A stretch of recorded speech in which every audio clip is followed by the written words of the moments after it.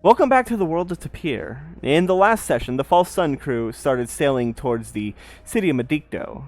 Um, on the way there, they had encountered Shex, the goblin merchant, and Corvus had learned that the favor she owes to Sushi's patron in exchange for being able to resurrect Sushi freely is that the patron wanted her to steal a couple masks from, well, not steal, but acquire by any means necessary, a couple masks from Shex.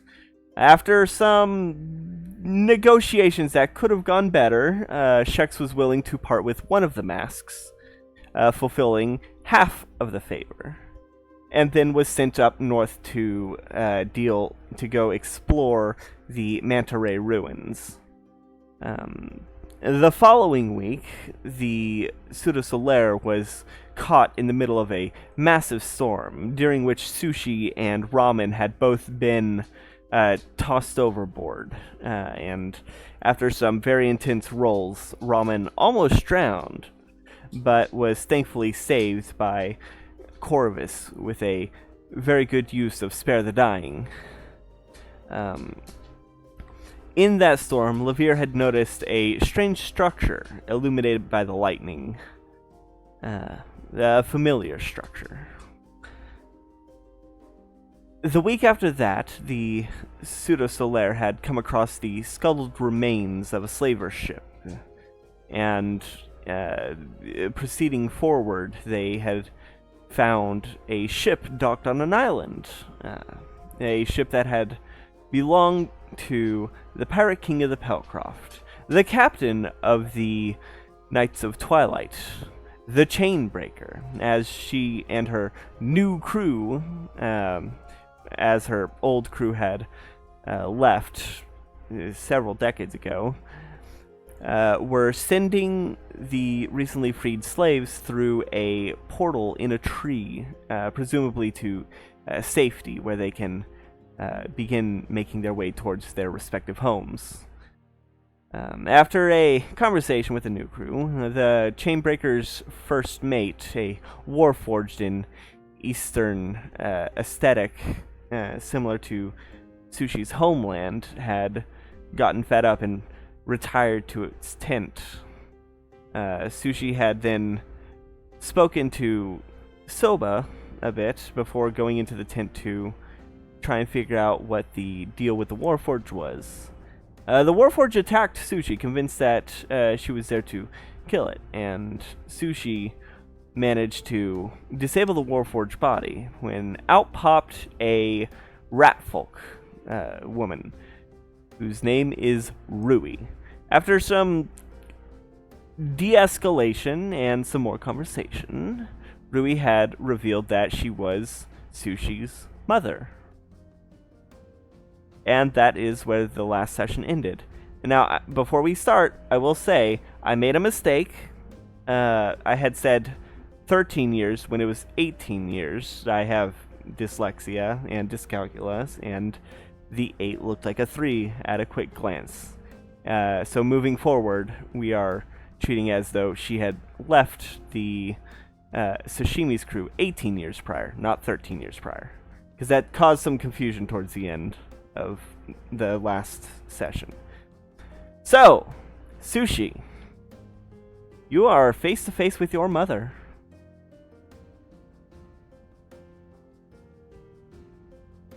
Uh-huh.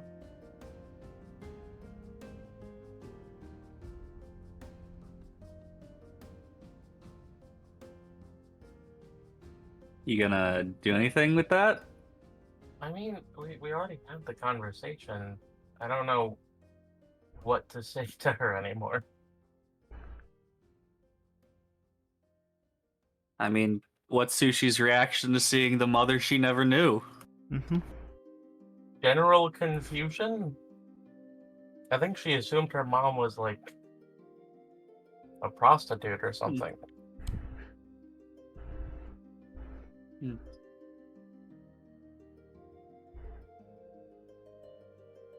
Just general gasp. I have a mother? No. Ah, good. I knew somebody was lying. No, I'm not lying. Now I'm confused.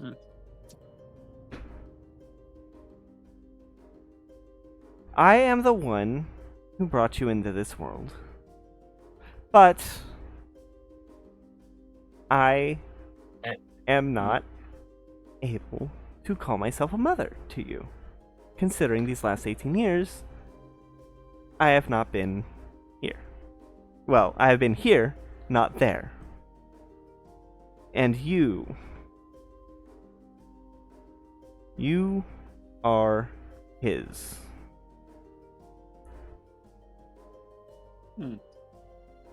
I cannot even begin to fathom the kind of propaganda and lies he fed you the entire time.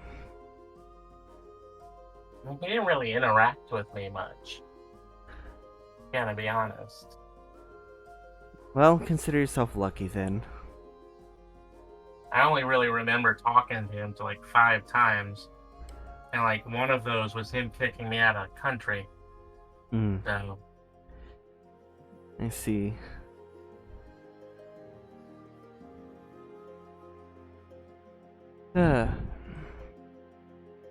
So,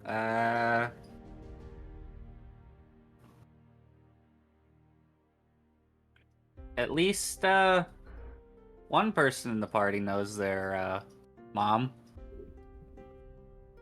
I know mine. Oh. Well, you're new. We don't really know your backstory. I mean, I if you guys think actually Bert's spent time with adopted. me, you would.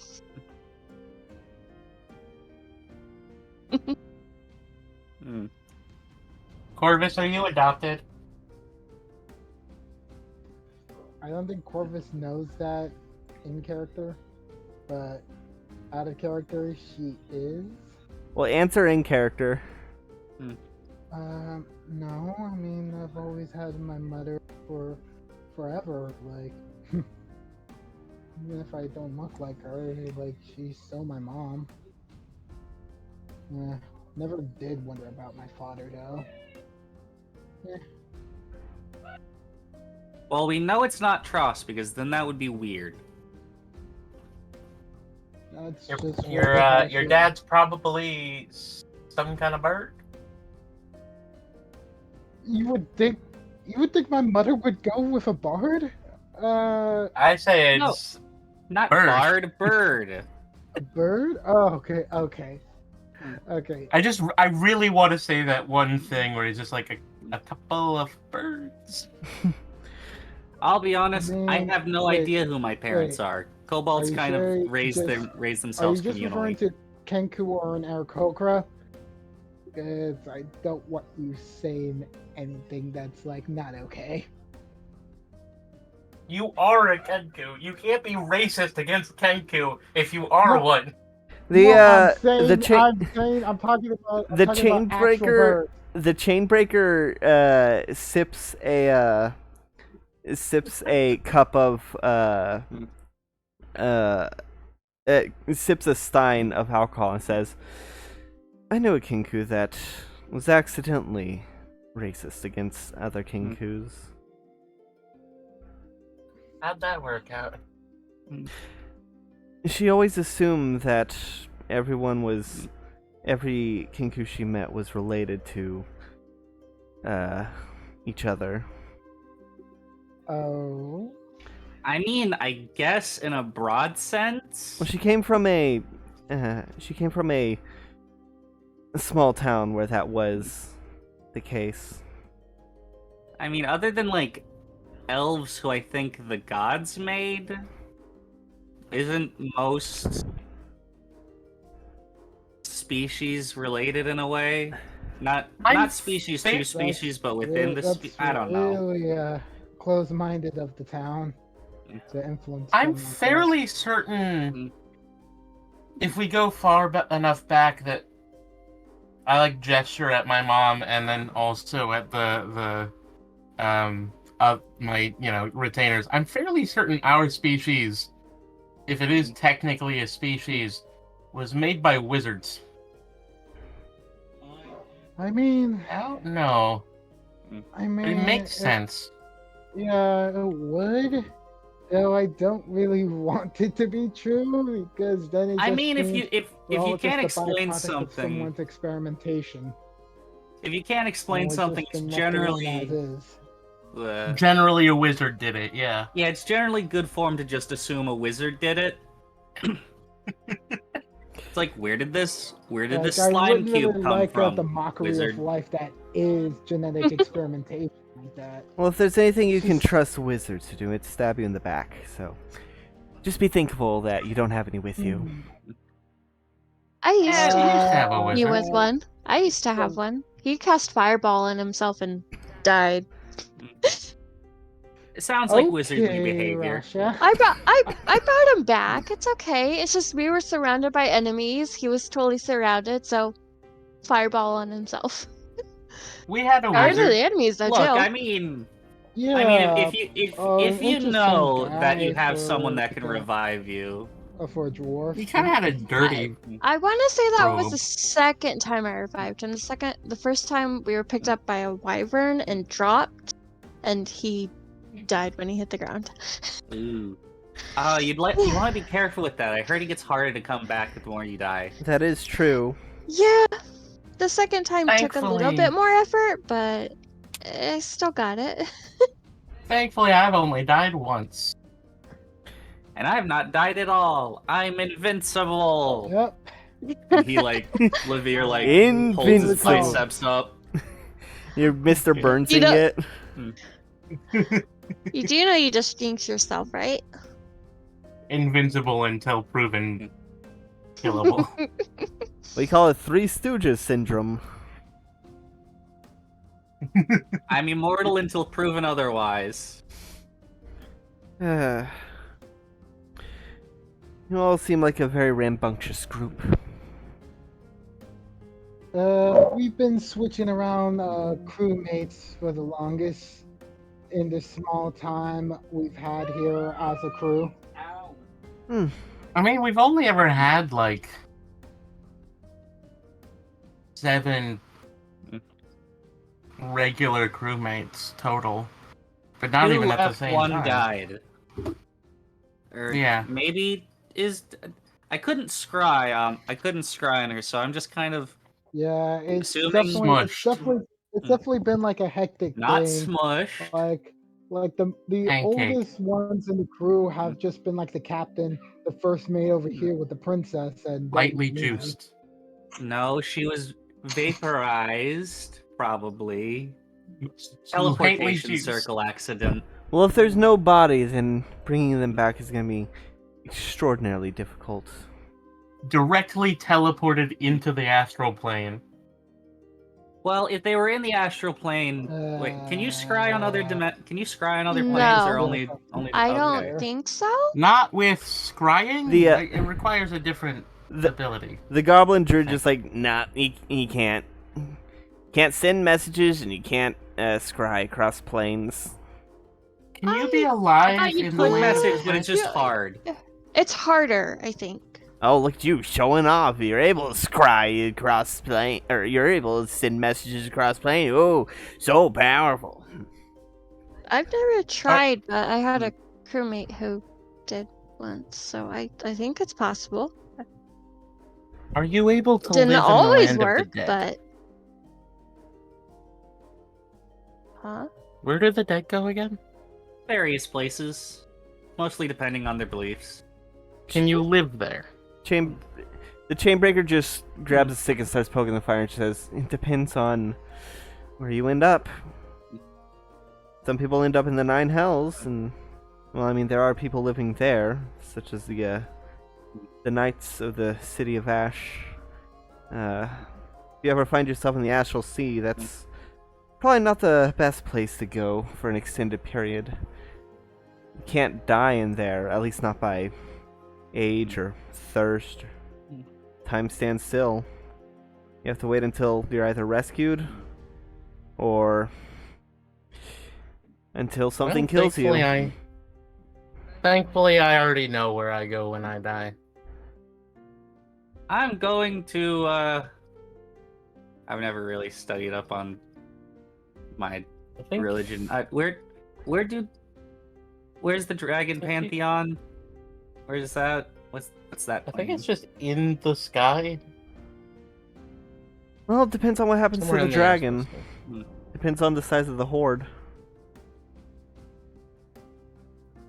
Where's your horde, Lavir?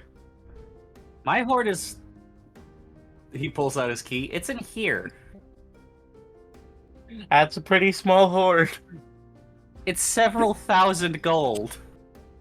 You just sleep on top of the key. It's not that big. It's just a key. Doodle-dee.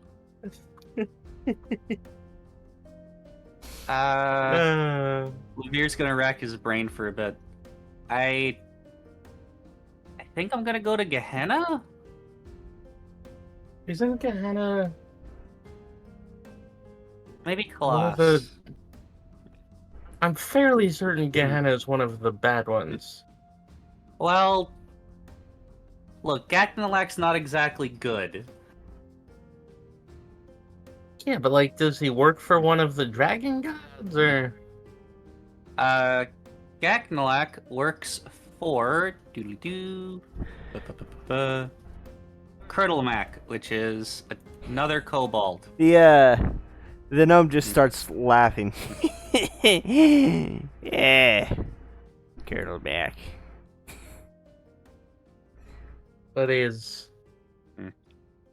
You're not even, like, worshipping the, like, main deity? Look, Curdlemak is just a general kobold god. Gaknalak is clever. If I worship the... if Curdlemak was smart, he wouldn't be trapped into the eternal labyrinth now, would he? Lavir just Maybe? rolls his eyes.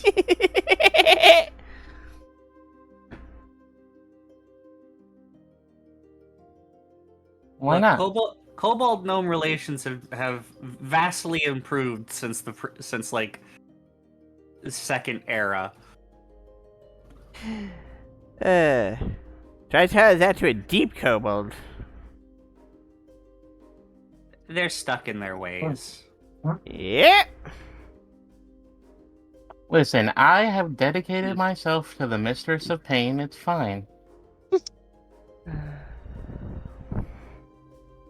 You've dedicated yourself to a gooey rat in a sword. Technically, I That's think he's a interesting. mouse. Your mother speaks and says, as far as I was aware, he was a human. Well, he wears like a mask. I don't know. Could be an elf for all I know. Many people Well- wear masks, figuratively speaking. Look at his ears next time you see him. Also, Sushi, I can't see. He has a mask. you have seen him without his mask once. What did his ears look like? Human. He was a very pale. He looked like a very pale human with long white hair and red eyes. Well, at least this one has hair. I'm gonna poke my familiar. Your familiar died at some point last session, and you never did. Remember, you tossed him into the water. Yeah, he got splatooned. You splatted the boy. Yeah, I should really summon my familiar back. yeah. You never said that you did, so I had no reason to assume that you did. Well, I needed to wait until my spell slot. It has Oh, wait, been a week since the storm. Has it been? Yeah, The that was sea, a week ago. yeah, the sea encounters are every week on the sea. Well, it's gonna take me 10 minutes to do, so whenever I have time, I guess. Miss Storm? No, it takes an hour to do. Who are you trying to to talk to? The Pirate King. Oh, Chainbreaker is her. Either King of the Pelcroft or the Chainbreaker are the two most common titles. The Storm of Pelcroft was the person that her crew killed. Right. Yeah.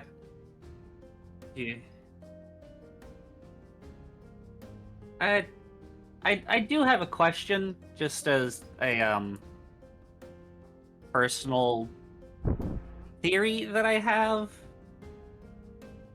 Would you happen to know any of the elves of the Tross family? No. Okay.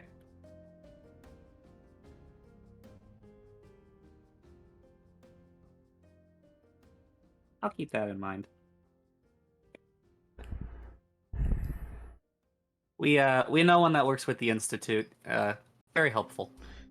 If you say so. We know what? What? Olivia just trying to get confirmation on his theory that Tross was part of the Cavalier. The Knights Cavalier. Knights Cavalier. That's what they're called. Yep, the Knights. It's a Crepuscular Cavalier, or the Twilight Knights. Or Knights of Twilight. It changes depending on the region. But it's all generally Knights of Twilight, or Twilight Knights. What were you gonna say, Chalkby? No, I don't remember.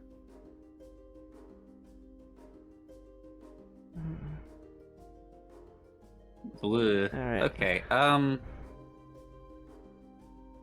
guess I should perform my summoning ritual when I have an hour. Yeah, when we get back on the ship and head off to Modicto. Okay. Alright. The goblin turns to you and says, "Are y'all gonna be staying the night, or y'all heading out?" Oh, we'll probably be heading off soon. Yeah, okay. The Furbolg says, "Alright, well, good luck. We're gonna be here for quite some bit, 'cause got some stuff I gotta do." And he looks over to the tent where the ruined mech is. And then gives a glare to Rui. Dude, she just gives Rui a thumbs up. Rui rolls her eyes.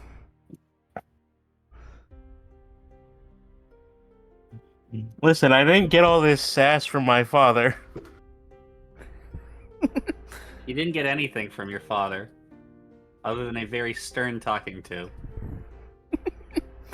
Let's just be glad that he wasn't the type to fucking cut my face like the Fire Emperor.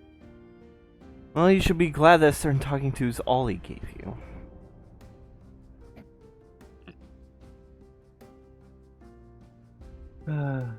Alright. I don't know, 5 years as a princess, that wasn't terrible. But at what cost? I had to take lessons? That's not what I mean when I refer to the cost. Mm-hmm. Your father sold his honor for that position. He has nothing, really. He's nothing but a puppet. He makes money for the country. Yeah, sure, but you can make money without honor. And you Look at could the slavers. and you could make more money if you weren't under Jareel's leash. I don't know if it's a leash. Just kind of smuggle things past them. And think of how much more could get past if you didn't have to worry about smuggling it. Yeah, but then, you know, a different family would be in charge. Like merchants or something. Not exactly a merchant family. Like the previous crown? I thought the previous ones were crafters. Crafters, merchants tend to be crafters. Do you know why? What lies have you been told about how that worked? I'm going to be honest, I was told it had something to do with the sword, and that turned out to be bullshit. You want to know what really happened? The previous Man, crown. It must have been a while ago. The previous crown was going to end their relations with Jareel, become truly sovereign. And then the people running Jareel came to your father and said they would support a coup to put him in power. Yeah, our family's been in power before. Yes. It'll happen again. Yes. And whenever either your father or whoever takes the throne after him, if he has another heir other than you, or if it's you, as soon as you step out of line, there's going to be another coup to take you out.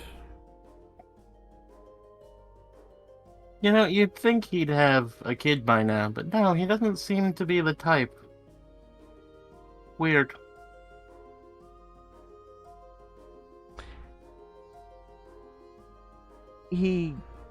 Yeah, weird. He seems like the type that would go whoring all the time, but no. He just kind of sits in his office stressed out.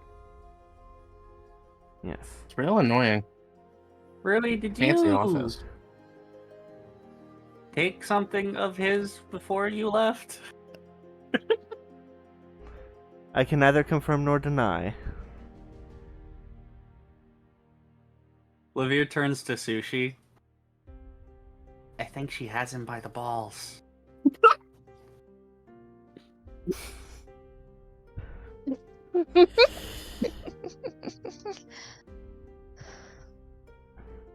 I think you're gonna kill me in real life. Oh, fuck. She smirks and says, "It was a curse." Some curses don't Curses. need magic. Well, how familiar are you with firearms? I have heard they exist. This man uses them. Are you aware of the They term? seem kind of inefficient. Are you aware of the term firing blanks? No. I am. Right. I read. Sushi, you were a miracle baby. Yes. Mm, Uh, no, I no, that I've happened heard about- after. I cursed him after. I'm assuming then, if he doesn't have any heirs yet, he hasn't gotten the curse removed then. Maybe he's too busy to see a cleric. I don't know, he was kind of too busy to see anybody, as far as I can tell. I still don't know why he was so mad that I killed that guy. Was it a diplomat? From Jareel, perhaps? I don't think so. Out of character, wasn't he my tutor? Yes, he was. He was just kind of like a tutor. He just, tried to do some assassinating or whatever.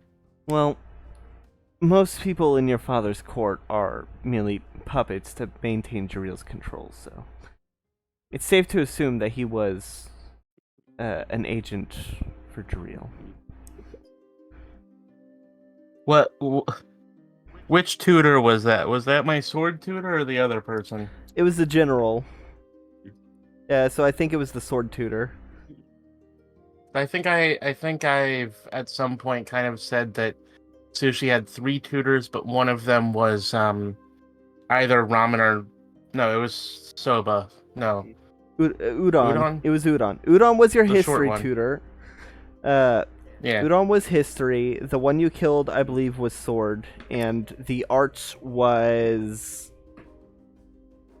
I'd have to look at my notes. Some other guy. Yeah, I'll look at my notes later. We lived in a caste system. It was Yeah.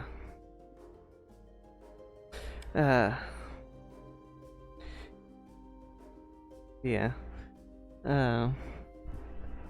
As the day dies. Were you ever at the country? What? Oh, never mind. As the day winds down, you can feel the warm early winter breeze blowing in. Thankfully, the fire keeps an air of warmth around. The warm early winter breeze? Oh shit! I meant the cold early winter breeze. The cold early winter bees. The cold early. Yes. Do you want me to homebrew winter bees? You do not want me to I homebrew know. winter bees. Listen, we have a kobold on the crew. There's 90% chance that's going in a jar. Oh, you know the kind of stuff I can homebrew regular animals to. Don't forget the perfectly normal sheep. I liked the perfectly normal sheep. I do too. But as the day dies down, you can feel the chill early winter breeze blowing in. Thankfully, the fire gives an air of warmth around. But it is starting to get late.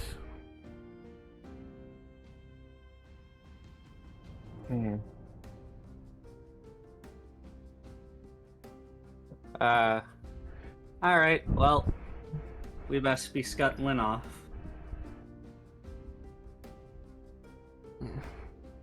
Scuttle. You know, scuttling is probably not the best term to use when referring to going to a ship. Look, I've only been captain for like 3 weeks. Sushi tries to poke Levere into walking sideways like a crab. Alright. Not that kind of scuttling. So you all get in your dinghies. Soba is quiet the entire ride. Ah, yes, dinghy. Yeah, and eventually you make your way back to the Suda Solaire.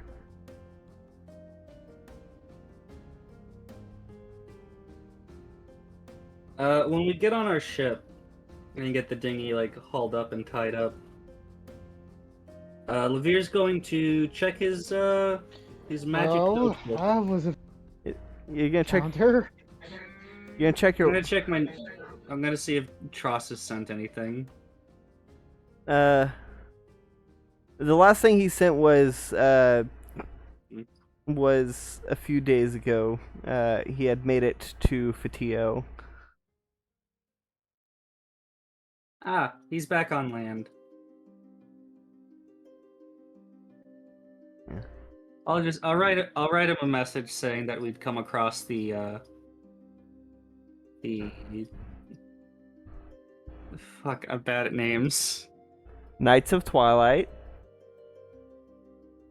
Or the Pirate King of Yeah. Pelcroft. Yeah, the Pirate King of the Pelcroft Sea Yes. and her current crew.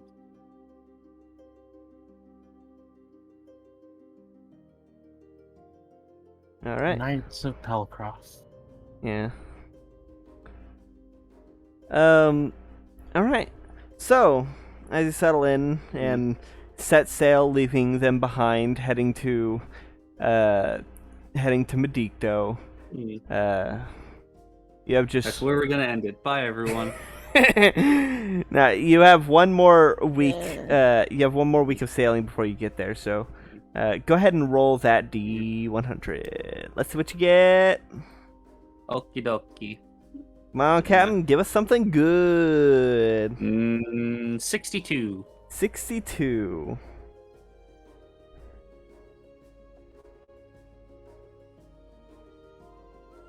Huh. Okay. I really want us to get 100 or 1 on one of these. I want to see. I have really good things for if you get 100, and also really bad things for if you get a 1. So I would love to see either of them. We roll a 1 and the ship is immediately capsized and we all die. Yeah. Levere has a panic attack. As you're sailing, it's a fairly calm. It's a fairly calm time. The air is chill, and as you're approaching the coastline, it begins to snow, and you're looking out at the sea ahead, sailing along the coastline, just following it until it reaches Modicto. You do see seems to be something floating in the water, half frozen on, or covered in frost.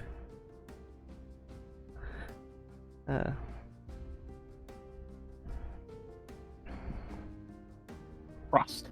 Yes. I take out my spyglass to get a look. Looking close, it looks like a barrel.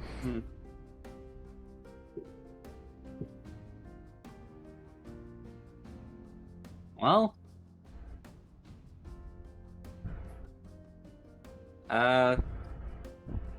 more lost cargo.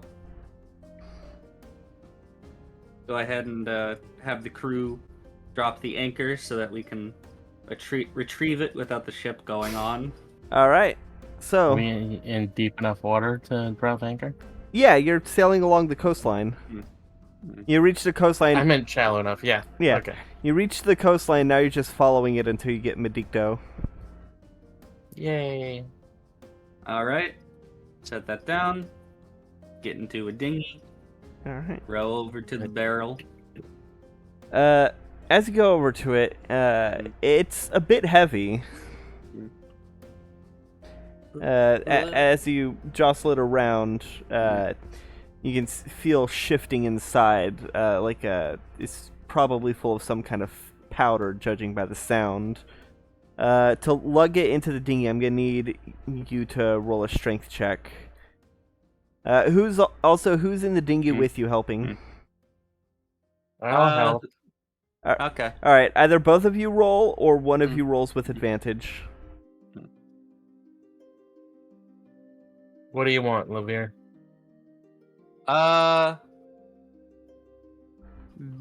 What's your strength? My strength is +0. Same. I have +2. But I do have 3 charges of lucky that I can use to do this. Since I don't think that we're going to be getting to Modicto the same day that this is happening. Yeah, no, you're still like 2 or 3 days out. Can we by this assume point. I have gotten my familiar? Yeah, Yeah. we'll assume. You said you were going to do that as soon as you got on the ship, and that was about 4 days ago. Yeah. All right. Anyway, so do you want to do adding or? Give me advantage so that I can have Alright, I'll even give more you numbers to advantage go with. If I with roll my- lucky with advantage, do I get more double rolls or just additional rolls? If you roll lucky with advantage, you only roll 1d20 in addition to the other 2. Same works with disadvantage. It's much more useful with disadvantage because then you get to choose out of the 3 which to use. I think you'd get. I think with disadvantage, I think to be more fair to the spirit of disadvantage, you get to choose from the 2 lowest. Okay, that's fair. All right, let me roll advantage then. Actually, choosing from the 2 lowest would actually not really help with the like that lucky wouldn't affect that if it rolled unless it rolled lower, you know. I mean, it could. Oh well, we'll It's disadvantage. we'll cross Anyway. we'll cross that whenever you try to use lucky on disadvantage. But all right, so a 16. Well, I will use a lucky point so that I can roll another d20. All right. I'm just gonna straight up roll a d20. Yeah, Just yeah. because it's a +0. Yeah, let's go with that 16. Okay, so I mean, I've got 2 more charges I could use, but As you're lugging it onto the dinghy starts to list and tilt, and it actually takes on a little bit of water, which is very cold. But you manage to just get it on. The dinghy rocks back and forth once it's actually on, but you manage to safely get it on. Your feet are in cold water, but otherwise it's my tootsies are freezing. Yeah, it's safe to go back to the ship.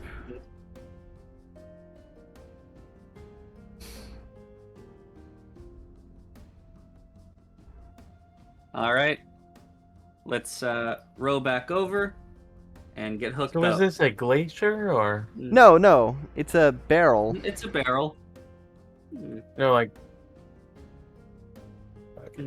It's just covered in some frost. Because it's cold Weird. out. Yeah, it's early winter. It's not cold enough for there to be like actual ice chunks yet in the water. Yeah. It's more like However, frozen. oh right, my birthday. It is- happened. It's frozen It is sea foam. probably, it is probably 32 or below out. So sushi should be 19 now. Yes. Okay. Wait. No, you'd be 18. You would have just turned 18. Because the year is 1020 and you were born in 10-2. I was? Yeah. According to the Tapir timeline. I mean, it's just already Alright. been 19 or 18 because we started the campaign On the summer solstice. after his birthday. Yeah. Yep, 10-2 or 1002 How 5th many era. months have passed in the game? Almost 6. And how many years have we? 3.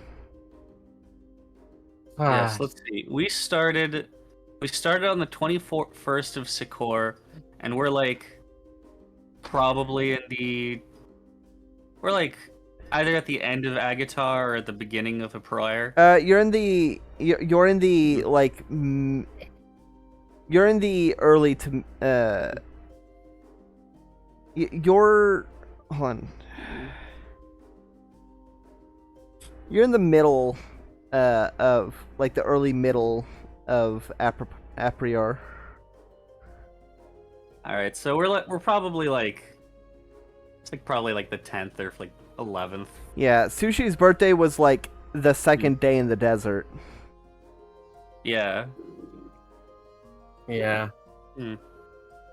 Yeah. It's been like a month and a half since her birthday. Yeah. Well, yeah. Actually, you're like a week into Aprior. Or no, you'll be a week into Aprior once you get into once you get to Modicto. You should be about a week or so into Aprior. Okay. Well, let's get this onto the ship and find out what's inside. All right. Which end are you cracking it open from? The top or the bottom? The top, I guess. All right. As you pop open the lid, you can see that inside there is, it's about half full of gunpowder. Oh. Very useful. We can use this, add this to our gunpowder stockpile. Roll a perception. 26. As you're sifting your hand through it to check its quality, your hand, your claw taps against something hard buried within the gunpowder. Ooh. I give it a light tug just to see if it's stuck to anything. Doesn't appear so. It's sort of like it's a rectangular shape, feeling it. I'll pull it out of the gunpowder. You pull it out, and it appears to be a box carved with wood and has a lock on it. There aren't any distinctive features to it. other than the lock being made of brass, as well as the hinges. But it is smooth, sanded wood, sort of mahogany. Find something interesting?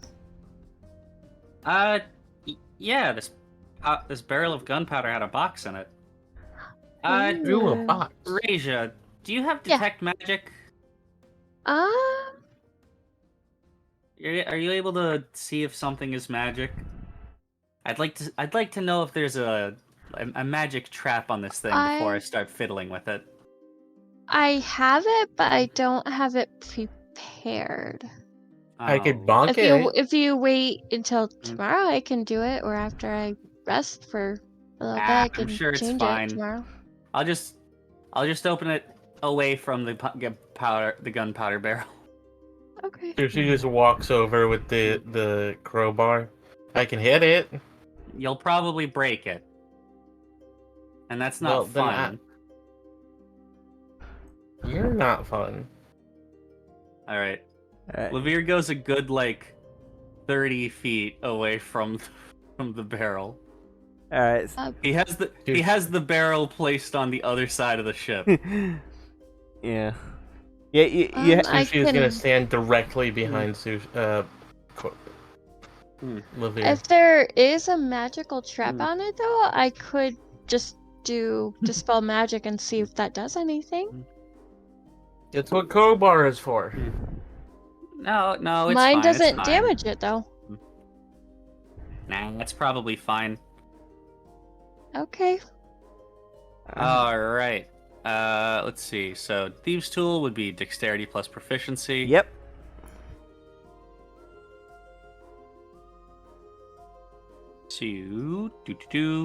I'll just roll it as sleight of hand because that's dex plus proficiency. Yeah, that works. 27. All right.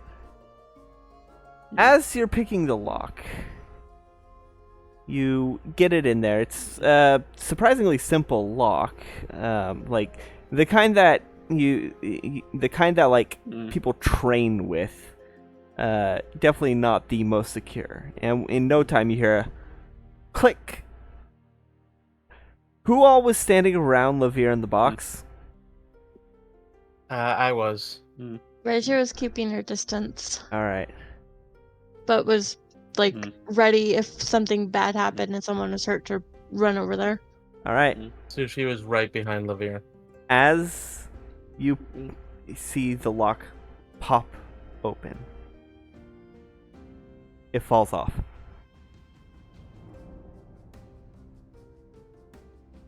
There's All right. there's nothing. There's no further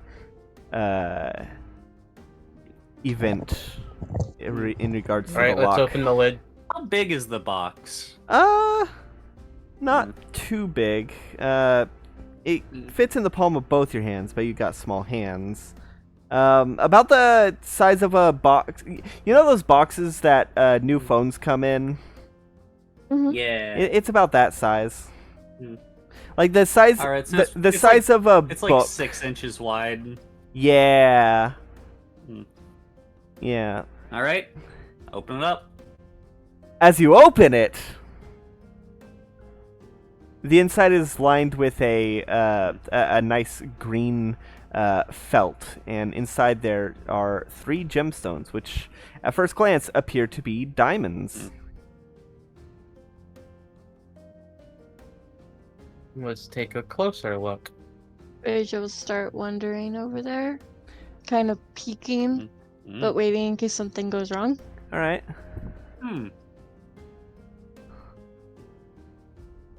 Levere grabs one of the diamonds and has a good little look at it. All right.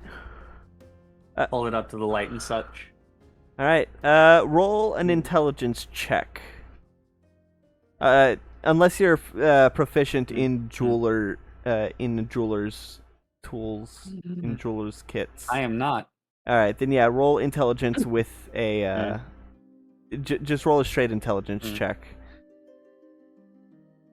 I'm gonna use a lucky feat. I'm gonna use a lucky charge to do a little better. All right. Hopefully. 15. It's a pretty decent diamond. It's got some solid clarity. You're not an expert on diamonds, but it's probably somewhere between like 300 and 600. You'd need to get it appraised by an expert to really know the true value, though. These are really good quality diamonds. Nice. We'll hold on to them. Make sure you have detect magic on tomorrow so that we can see if there's anything on them. They could be Okay, I magic can do that. diamonds. I can do that. If they're just mundane diamonds, then hey, gives Corvus something to use if we get the shit kicked out of us. Yeah, that's always good to have. Do you expect to get the shit kicked out of us a lot? No, but it's good to have emergencies. Emergency supplies. All right. So, there's no more there's nothing else of note in that day, and the detect magic the following day reveals that these diamonds are not magic. They are just diamonds that were locked in a box and hidden in some gunpowder that ended up in the sea.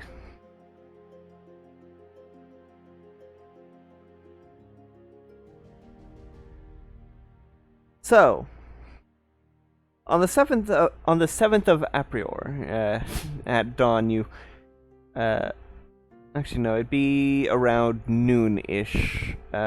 You can see the cold has definitely started setting in. It is now maintaining below freezing temperatures for the full day. And around noon, you can see the docks of Modicto up ahead, and what? Question about the diamonds: Did he see it as 300 to 700 each or together? Each. It was 300 to 600, but you'd have to get them appraised to know the actual value. You just know that's somewhere in that range. We'll probably see Tavel on shore. Yeah. But you're approaching Modicto, and you can see the docks are exceptionally full. And looking through your spyglass, there are decorations being set up throughout the town. Lights on strings. There's silver ribbons everywhere. It's a sight that you're familiar with. Each culture has their own version, and this seems like close enough to what Fatio does to recognize that they are preparing for the winter solstice, which arrives in the next 2 weeks.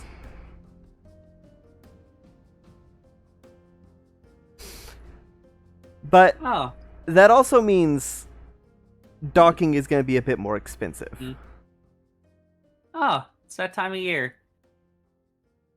It's out. It's the most wonderful time of the year. So, as you pull into the docks, and are greeted by one of the dockmasters, a human with some red hair, wearing mittens and some clothes to survive the cold. And he says, looks to be young adult. He says, "Oh, hello. What's the name of your ship? And how long are you plan on staying?" This is the Pseudo Solaire, and we plan on staying for how long you guys think? Like at least a week, right? Yeah, we're mostly here for Harvest.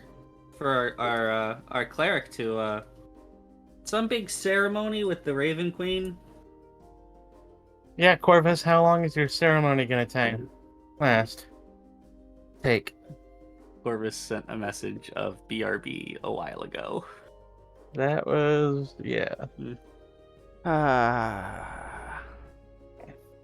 Hey, at least they At let least us a week. know. Yeah. At least they did it. I stand by at least a week. I think that's a reasonable. All right. Well, it's going to be 150 per day. With the holidays, we're not doing the bundles, so so it has to be paid by the day. 150 what? Gold. 150. Ooh. It's a lot of gold. There's not a lot of docks left. See, this is why I said we should try to spring for a ship that we can put in like a tiny bottle. Yeah, well, do you know any? You know how easy. Do you know any enchanters? Sushi that can do a spell of that level with a ship of this That size? is funny. Pavel?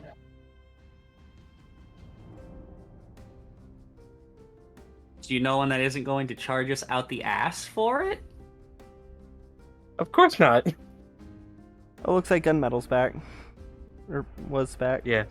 Yo,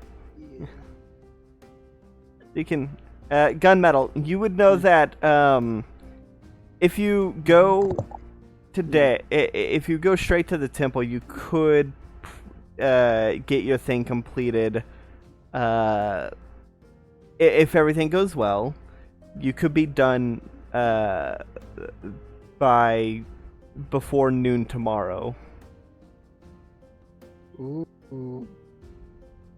I think I'd like to inform the captain and dear old Sushi of this news. No. I guess we won't need a week. Do you want to spring No. for 2 days, Cap? Now, gunmetal. I don't know if you heard how much it costs to dock here. You might have come in after it was said. Mr. Captain It's Levere? alright. Corvus will pay for it. Sushi walks off the boat. You walk down the gangplank and down the docks into the city. He didn't leave. We'll pay for 3 days. All right, that'll be 450 gold. All right. Hold on just a moment. I'm assuming that we're not on the ship right now. You're like on the gangplank, like at right where the gangplank meets the dock. All right. Need a better flat surface. Give me just a bit. Didn't you move all your And, gold to the chest in the bottomless chest? All right. He probably would have had time to do that by now. Yeah, it's been 3 weeks. He opened. That would have taken a while, but Yeah, it's been like 3 Or or it's 4 weeks. been 4 weeks that you've been out on sea since getting it. did you do it entirely by yourself, or did you get help from anyone? Probably got help over a while. All right, so now everyone, we should roll our sleight of hand check. No. Levere counts each piece. 1, Give me just 2, Give me a moment. 3, I need to retrieve 4. my gold. Yeah. All right. And Levere pulls out his key Yeah. and opens his door on the gangplank. Uh, Not on the gangplank, but like next you to. can't put the chest inside your door, right? no, wait. the chest is in the captain's because it gets Yeah, Right. because they're both. the chest gets heavier right. the more stuff that's in it, so that's why you can't just carry it around. Is the chest technically a extra dimensional space? I couldn't. Do you want to tell. test that out? No. No, although we don't fully know about where, because technically, we sort of know that the reason that the interdimensional spaces can't mix is because they're both put in the same space, and then that kind of rips them apart. The fact that we don't know for sure exactly what plane the key goes to. We just don't want to test it because if it breaks, that's a really bad thing. Yeah, you Yeah, lose 'cause all if your it breaks, shit. then we lose Also, all our the- shit, and also also- Levere gets sent into the astral plane. Yeah, which you don't Also, want to the get stranded bigger, in. the bigger the bag, it is like explicitly the bigger the extra dimensional space, the worse the like collapses. Yeah. So because it's a like 10-foot by 10-foot by 10-foot room, Alright. And I was it'd be Levere worse. goes to the captain's quarters to grab 450 gold. Let me update. And y'all had The ship just been told that fund. if you get stranded in the astral sheet, it sucks because you can't die from hunger, you can't die from thirst, you can't die from old age. You gotta wait for something to kill you, or you have to find a way out. I am fairly certain I could get someone to kill me. I've done it at least once. I mean, you could also, kill yourself to escape. I feel like my patron would not be enthused if I got the sword stuck in the astral plane. Yeah, no, he'd probably be a bit miffed.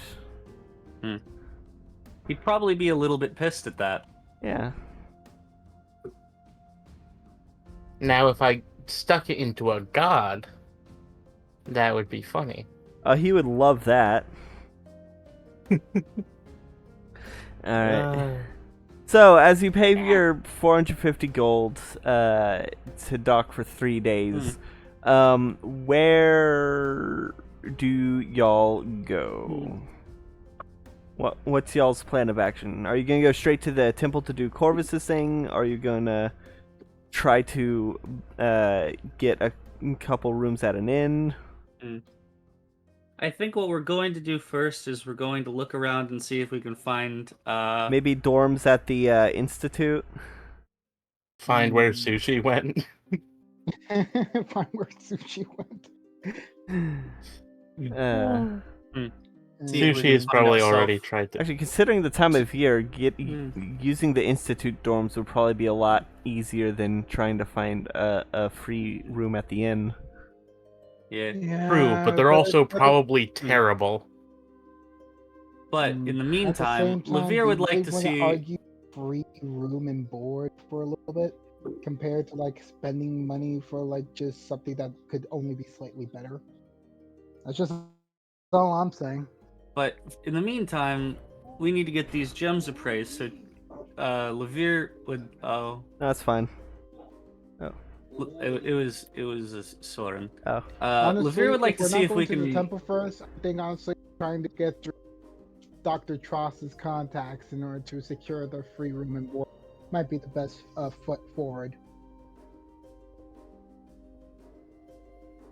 But first, we need to get these diamonds appraised. So it should be a good idea to see if we can find terrific tablets, tinctures, trinkets, and treasures of the thaumaturgical type. And also pick up your earrings.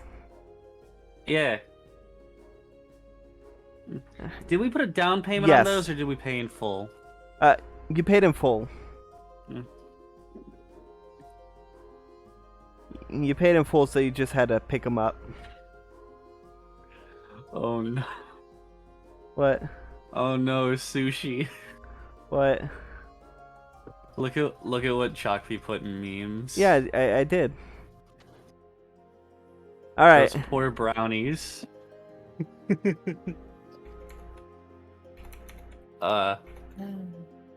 Alright. While we're on our way to the Institute, we can look around and see if there's a Tavel shop. I mean, you know where Tavel's shop is. Have we been to Modicto before? I can't remember. Yes. Oh. Tavel's shop is, I believe this is the one that's across the street from the arena. No, that was Silimastal.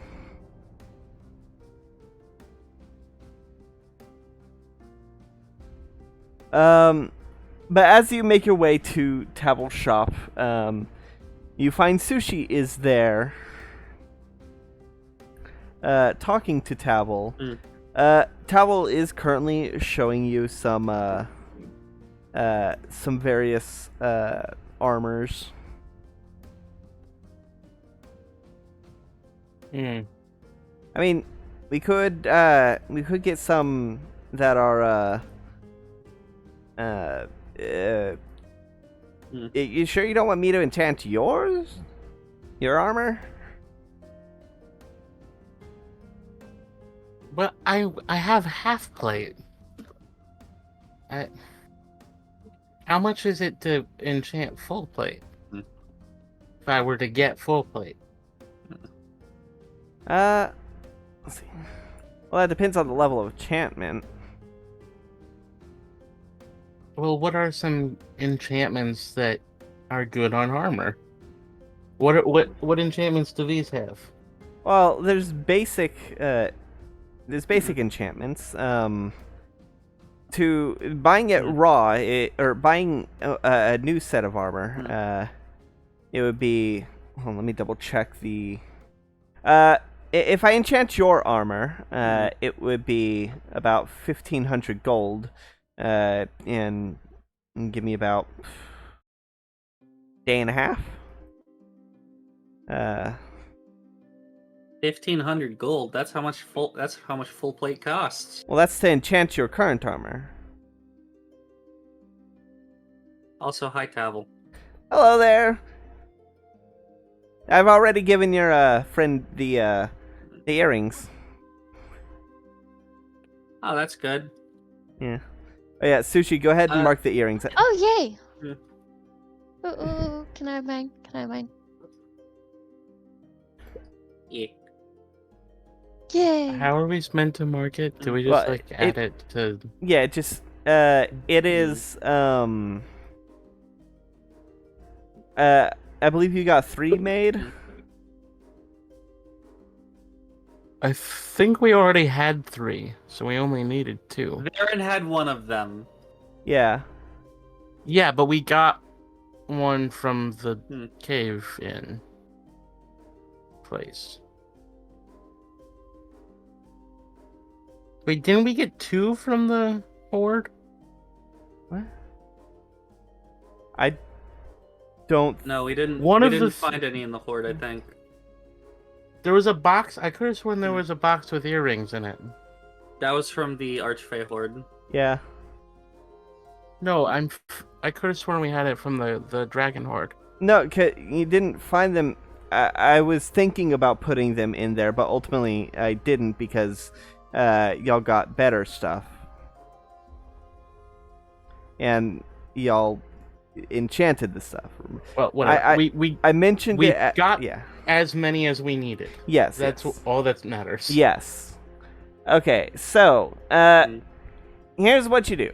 Here's what I'll do in regards to your armor situation. I can upgrade your armor. I can enchant it for 1,500, and I can also make it. I've got enough pieces to make full plate, to convert it into full plate without ruining the aesthetic. For an additional 750.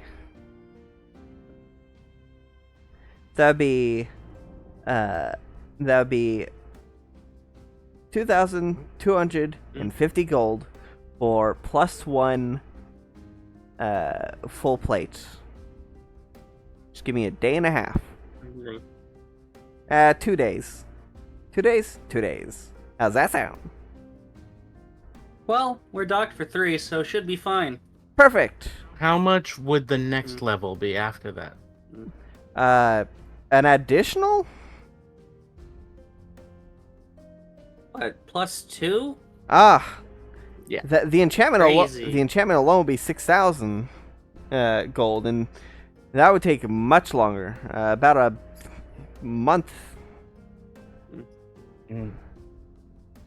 Would it cost more to get it re-enchanted or buy another set of plate at that point? For a second layer of a second layer of spell enchantment. Yes. After this, would it cost more to get it would it have to be re-enchanted? Would it be another layer and just be an additional fee or would it be, It I have to buy a new set and you enchant it from scratch? I could disenchant the armor. That is easy enough to do. I could remove the enchantment and start enchanting it again. You can't just layer a second protection enchant on top of the first one. It has to be layered in a very specific way, and the first layering of the second layer is not the same as the first layer of just a single layer. Because think of, for anything beyond an initial layer, there's the top layer, which is the one that provides the bulk of the protection, and then every subsequent layer after that is more like support to help it be sturdier. With just the single enchant, you're just getting that top layer. So I guess what I'm going to have to do is, after this point, commission a new set of armor for every time I want to increase. Well, no, I can disenchant. And just start from scratch. I can disenchant the armor. Yeah, but then I would be spending a month without having any armor on. You could have a set of backup armor. Yeah, but I mean, like, if it's not going to cost that much more to buy a new set of plate armor. It only costs like 1,000 gold. It's like 1,500 for a set of for plate. like a custom set. You know, like to like get another set like this, but you know. Yeah, all right. All right. So okay, so how much was that? To make the rest of the plating for it is 750. And then enchanting all of it is 1,500. So a total of 2,250 gold. Does that sound good? 2,200. So that would be 200 platinum, 200 gold. Do you have that kind of money? Yes. I have like golden rule or something. Somehow I'm the one that always ends up with a bunch of money. Because I don't spend it on stuff. Yeah, it's because you're saving it for armor. Yeah. Yeah. You're saving it for this exact reason. It's because every time you want it, you save your gold for enchantments, but you never actually manage to get the enchantment because the person died. Yeah. I'll figure out the next enchantment will probably be the one on the watch, and then I'll figure out increasing the armor later after that. You still need to get a watchmaker to actually finish the watch. Yeah, but it won't. That'll take probably like a week. You have the case, and you have the all the various cogs and screws and springs, like all the inner workings in like a box. Okay. Yeah. So it's anyway. So Sushi just takes out her 200 platinum coins. Like she has them like wrapped in stacks of 10, like quarters you get from a bank. Yeah. All right. She just has them in paper rolls of 10, and just like 20 rolls of platinum coins, while 20 rolls of gold coins. Yeah. While she's counting out her rolls of coins, Levere turns to Tavel. How much do you charge for gem appraisal? Gems, that's easy. If they're not enchanted, then it'll be 2 gold, and Vilear can do it. Yeah, we already checked them for magic, and they're mundane, so. All right. Well, mundane diamonds still have their use. Vilear, and you can see his Air Genasi assistant come out from the curtain leading to the back of the shop and says, yes. Yes. These wonderful customers would like you to appraise their gems. She says, yes, sir, and goes to the counter and pulls out some jeweler's kits. All right. Levere takes out the wooden box. All right. Just holding So it on. she just goes to a corner to have her retainers take her armor off for her. She Valier opens it and picks up some tweezers, picks it up with some tweezers and looks at it through a jeweler's spectacle. Right. And it's like, yes. Loop, that's Good. the word. That's good clarity. And all right. And it only takes a few moments for her to identify. And says, well, based on my estimations, they're about 500 each. And she puts them back in the box and closes it and slides the box to you. Ah, good.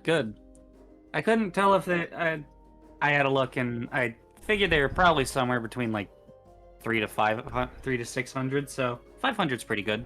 Yes. All right. Anything else we can help you with today? Very good. Is it 2 gold per gem or 2 gold for all of them? Per gem. Okay. Olivia hands over 6 gold. Tavel chuckles and says, now whenever people come in with a bunch of gems, that is where it starts to add up. And he takes the gold and puts it away. Well, This isn't luckily, you've already appraised all of our gems. You know, those diamonds would be really good if you need to like do a higher level of bringing someone back from the dead. Definitely want to keep them as is. Oh yeah, they're going to be kept safe in this box. Should probably see. Did the lock just straight up like fall off on the ship, or It fell off on the ship. You still have it. You don't have a key for it, but Alright. it's extraordinarily easy to pick. yeah?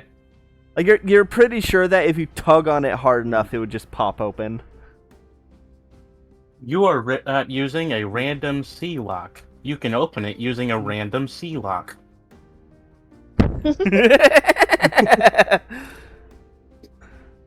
I just like click the master lock back on it. Yeah. You get the What a shameful lock brand. yeah. It's that one that you just like put a paper clip into like the side of it and it just pops open like that. Master locks you can has unironically no open with shielding. a bobby pin. Oh god, there's this one lockpick that's like supposed to be super advanced, super secure. It's a fingerprint lockpad. But the thing, you can just completely avoid it. Yeah. yeah, because there's like a small opening in the back. You just put a goddamn plastic straw through it and it'll open because that moves the pin. I just really like the meme of the one guy on TikTok. He just goes, "You are using a Master Lock 250. You can open that using a Master Lock 250," and he just hits it with another Master Lock that pops open. Okay. So, anything else you need to do? Tavel takes your armor and brings it into the back. Yeah. All right. Anything else to do, or do y'all all start heading towards the Raven Queen Temple? So she stands up slightly straighter because she is no longer carrying literally 2,000 gold worth of coins. We should probably Uh-huh. head to the institute first to get some dorms picked out, and then we go to the temple. Why don't we just sleep Ooh, on that the sounds ship? like fun. You look taller. I mean, we could just sleep on the ship, but I don't know if they'll charge us extra at the dock for that. Having been docked in Modicto, you know that they don't charge you for sleeping on your own ship. All right. I'm just saying that the dorm rooms are probably really cold this time of year. I mean, I Well, don't care. I guess I The have ship's my... probably really cold. Well, I have a space heater. And she just, like, picks up ramen. Oh, ramen's on the ship. To be fair, it should be soba. That she's... Well, But yeah. they're all three on the ship. They maintain it Yeah. and make sure no ne'er-do-wells approach. Yeah. All right. So, are you going to the institute or the temple? Let's go to the temple. We can sleep on the ship, I guess. All right. So, let me get the correct music. Where is it? Where is it? Ah, here it is. Yes, get rid of that sushi music. Her time in the spotlight is over. Now it's bird hour. It is. So, as you enter the Temple of the Raven Queen, a large building, very daunting. Its stonework is black with silver filigree, and Corvus, you see that there is a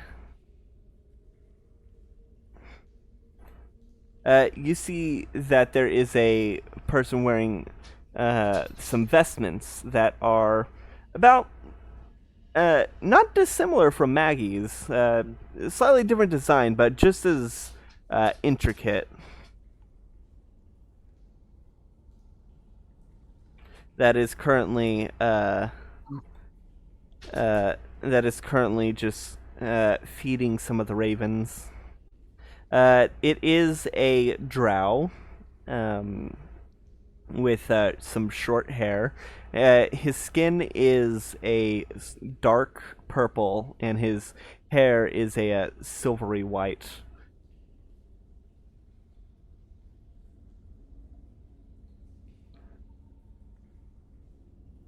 So, Corvus, what do you do? I greet the drow gentlemen with my presence, bowing to them. Good evening, sir. Oh, How are you doing on this fine day? I am doing very well. And how can I help you, little one?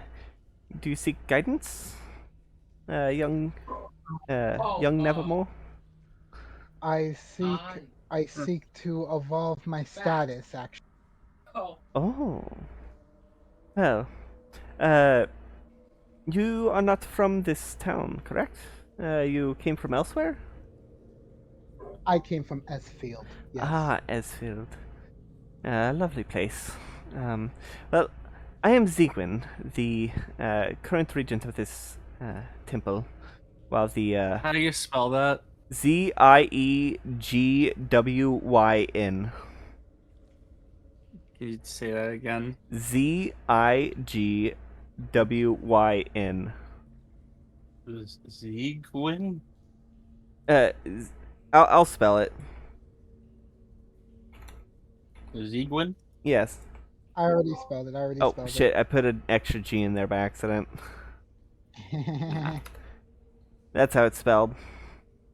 Zegwin. You Alright. you forgot the W. You ignored the W on the second dot. That meant that was a mistake. No, I had yeah, okay. Okay, continue. I am the regent of this temple while the master is away. Uh-huh. Um. Got it. So, you wish to move up on the ladder? Which path have you chosen then? Path? Yes. I mean, I thought like becoming a cardinal. Ah, the cardinal trial. Are you sure about this? I mean, honestly, I've been through a lot of life-threatening situations way over. I feel like I've weathered the storm quite a bit in my will being tested on this. I see. How long have you been in Nevermore? I think a few months. A few months. Oh. Yeah. Ah, interesting. If you are positive, then you absolutely can attempt the trial. But know that if you failed, you do not get another chance. That is why most Nevermores wait years to try. They are able to at any time. There have been a very few where they took the trial immediately after graduating to Nevermore status and succeeded, but it is rare and far between. However, they did also go on to achieve great things. Yes, that all very tantalizing. Well, if you are sure of this, then I can go retrieve Ash Matron Vode, and she can guide you to the place. Will your friends be watching the trial? Guys, you guys want to watch? I mean, you guys weren't able to watch my Nevermore trial before.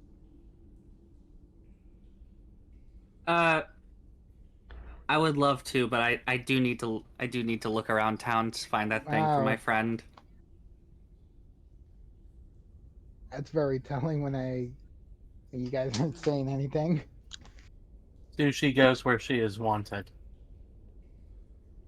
I actually have another plan, but I wish you luck. We'll I'm be sure cheering you'll you be on in fine. spirit. Yeah. Well, I could understand not really having much way in this. Like, I'm not blaming you, right? Alright, so only one of your friends will attend then? Is it the captain? No, No, the Sushi. the captain Oh. has business in Oh. town. You know what? It's- Sure. You bear witness to my accomplishment. Yeah. I will show you a good time. Okay. Alright. I go where I am wanted. You're gonna show Sushi a good time? Alright. Zegwin goes, Zegwin says, alright, wait here, and I will go retrieve the Ash Matron, and goes down a staircase into the catacombs. It's a few minutes, but he returns with a figure wearing very different vestments from what you come to expect from a Raven Queen follower. The Raven Queens tend to wear black clothes with silver embroidery. However, this one appears to be an Aarakocra wearing silvered vestments with black embroidery that sort of shimmers with a gossamer similar to a raven's feather. And her face is covered in a porcelain mask that resembles that of a plague doctor, shaped to her avian face. I posted in arts for y'all to see. And Corvus is just gonna go. No. Have you thrown it up into OBS so that the people at home can see? Just I'm working on it. Oh, neat. Alright. She's an Aarakocra standing about 6 feet tall, so taller than Corvus. Taller than all of us, I think. How tall is Raven, how Regio? tall are you? Or 9. Yeah, I have her taller up. than all of us. I'm showing her up on the screen. Alright. For the She lovely has folks such at home. big Yep. hands. And now she is off the screen. She's got such big hands. Those are her wings. I know, but they look like hand fingers. That's because Those are his hooves, asshole. they're like Rito, okay? Their arms know. are wings. Their hands are feathers. I know. It's just they look goofy, and I love it. It's Yeah. Cute. So Zegwin says, Votir will take you to the trial.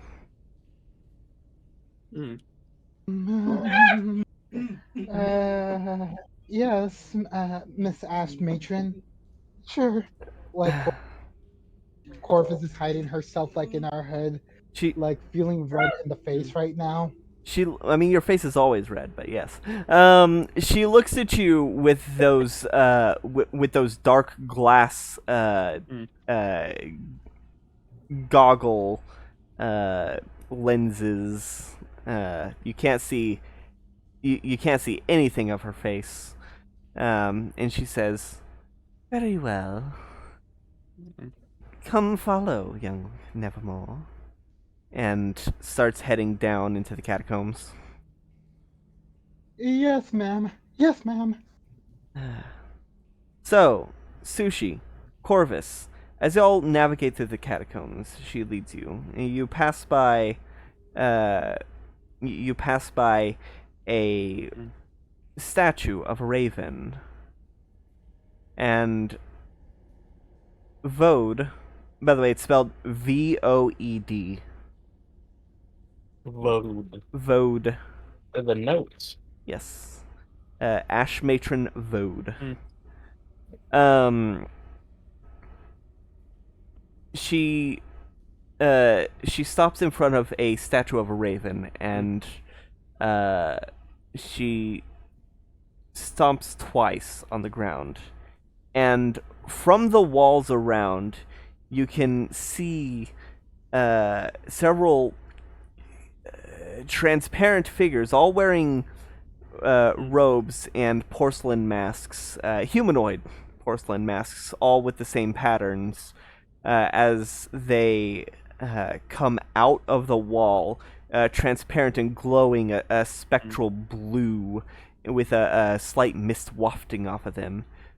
Each one of them is carrying some sort of pitcher, except for one who is carrying two. And once they're all in the catacomb halls, they turn solid, wearing more silver robes with black filigree.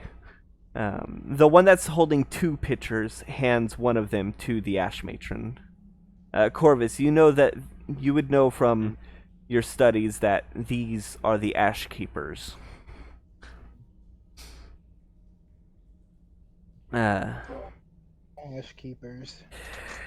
As they start walking down and guiding you through deeper and deeper into the catacombs, the Ash Matron says, "Are you sure you wish to progress? You are nearing the point of no return." Do you show little faith in willing to risk everything for the sake of like her determination and her stride into greatness? Many people aspire to be great, but very few achieve it. I've seen many Nevermores, rambunctious and skilled, and not all of them succeed in the Cardinal trial.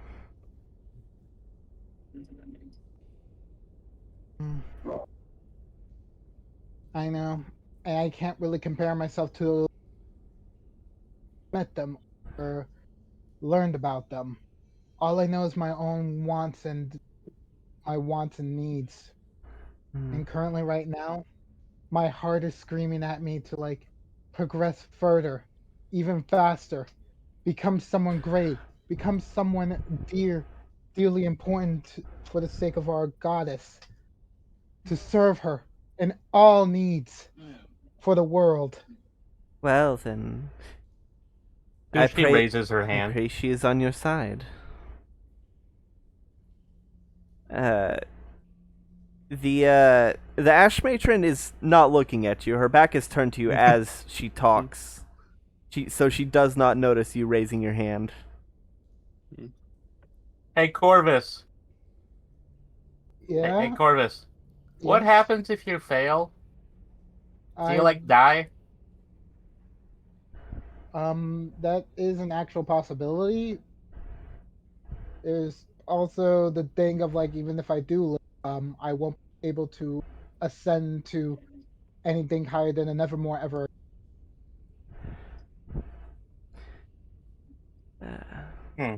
So yeah. For many, the reality of failing a dream so early is far worse than the potential death. Oh, I can understand that feeling quite greatly. Yes. I've already felt that sort of feeling before, and I will As not have that happen again. as she leads you further deeper down into the catacombs, you arrive in a room that is circular, large, with 8 what look like. At first, they look like very smooth rock, but then you realize that they're bones, like ribs, curved outward and sitting outward in a circle, and sitting upon them is a stone circle. As the Ash Keepers walk into the room, the matron says, "Remain in the center. Your friend follows us." And they begin walking up the slopes of the bones to the elevated circle, about 10 feet in the air. It has handrails around. The circle has handrails, not the bones. Are the handrails made out of bones? No, it's carved from stone. It has. Disappointing. It's got it's got the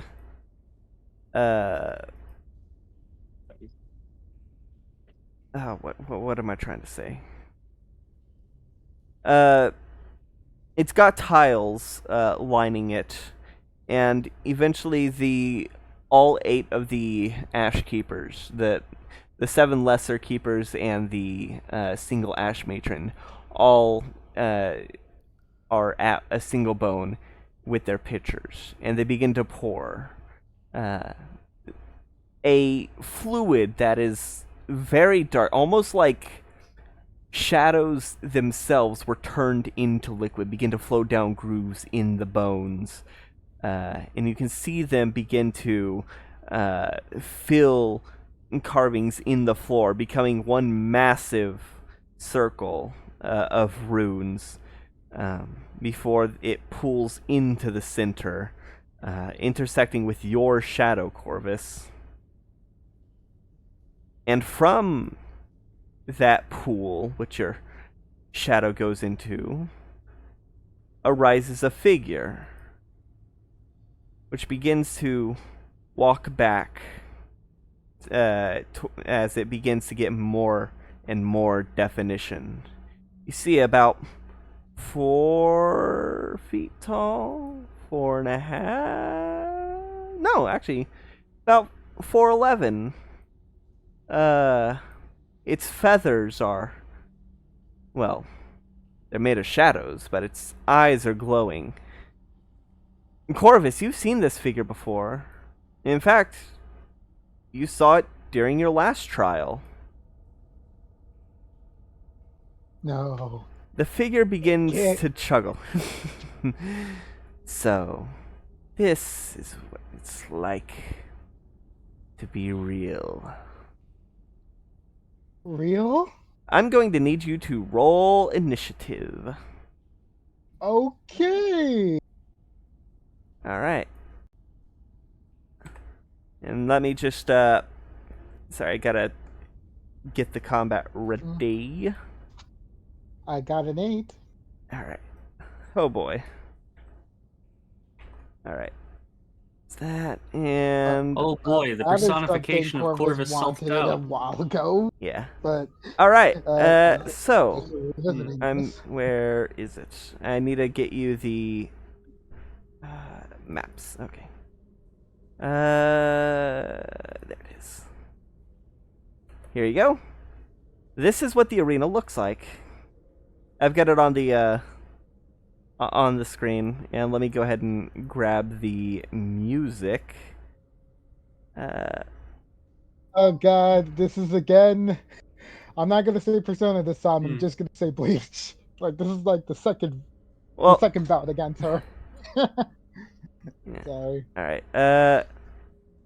Now. Giddy.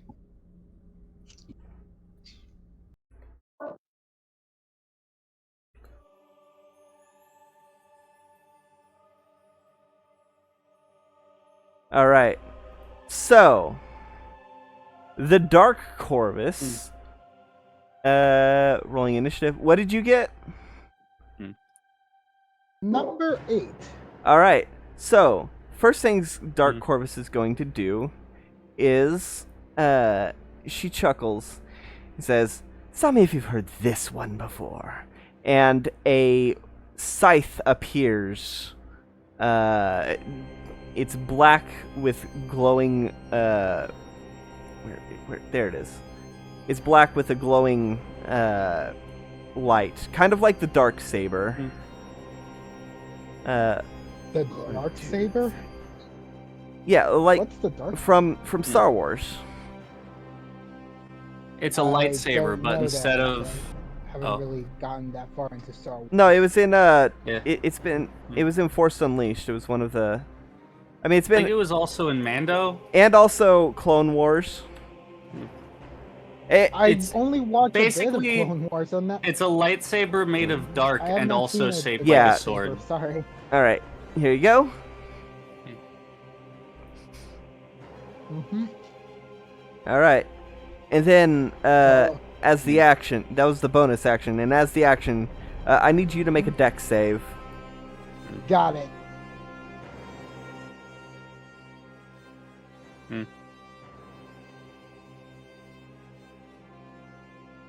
It was made by the first 21. Jedi Mandalorian. Yep, the only Jedi Mandalorian. So, as you're distracted with this scythe being spawned into existence, you notice that there is a flame of darkness heading towards you. A spell you recognize as Sacred Flame, and you quickly dodge out of the way. Your turn. All right. The game is afoot, as it says. Now it's my move. Bring it. Let's go for a spell slots are good. All right. I guess we can go for a good level. I think I would like to go spiritual weapon, cast at level 2. All right. And where are you putting it on the arena? Gonna put it like like a bit ahead of the dark scythe, like nearing the front of Dark Corvus. Okay, I'm gonna have to double check the range on that. It's 30. You can spawn it within 30 feet, correct? For spiritual weapon, the answer to that is 60. 60 feet? Yes. All right. So you get the weapon right on her, and I'm guessing you're gonna try to attack with it. Right now, let's just say. Let's just say yes. We're going to attack with her. All right.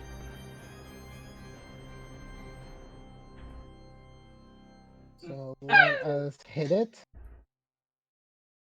Does a what hit? Looks like a 25. Yeah, a 25 hits. 10 damage. All right. She recoils as you manage to slice her cheek, and some of that dark mist comes out of it, and says,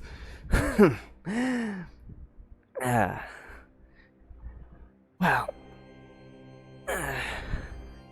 don't think that means anything. You and I both know that you can't win this fight. Alright, and what's your action? Oh, my action. Okay, since I already. You casted a spell, which means you can't cast any spell with levels. If you want to do magic, it'd have to be a cantrip. Oh, then that's super easy. I was gonna use this next turn. But since you said this, let's go Toll the Dead. Alright. So, that is a wisdom save. Yes. That is a 23. Yeah, it saves. As you release the Toll of the Dead, it's almost like the sound was blocked by her own scythe. Like it cuts through the sound waves. All right. Any movement? I guess I would just basically like move myself back, like a good, like a good 15 feet. 15 feet back. Yes. All right. That's your spiritual weapon, and that is you. 1, 2, 3. As you near the, as you get closer to the edge of the rune circle, you can see that the area between, the bones. You can see that there is a very faint, dark light. If that makes sense, almost like a mesh between the bones. You can go everywhere. You can go anywhere in the map, but the bones, like once you reach the bones, that's where the limit seems to be. Understandable. Understandable. Yeah. All right. Arena's limit. Okay. Okay. So, what she is going to do is, let me think. What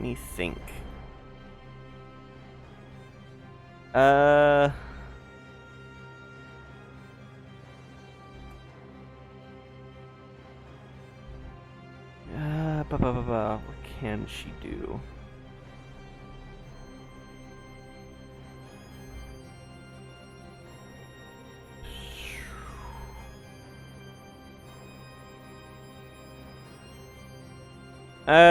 One, two, three, 4, 5, 6.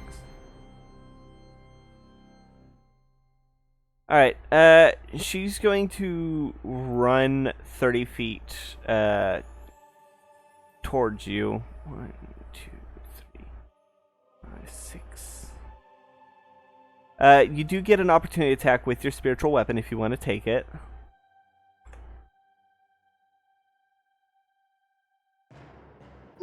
Let's do that. All right. So go ahead and make the attack.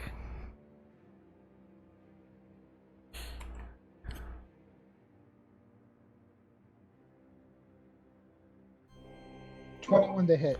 21. Yes. That does hit.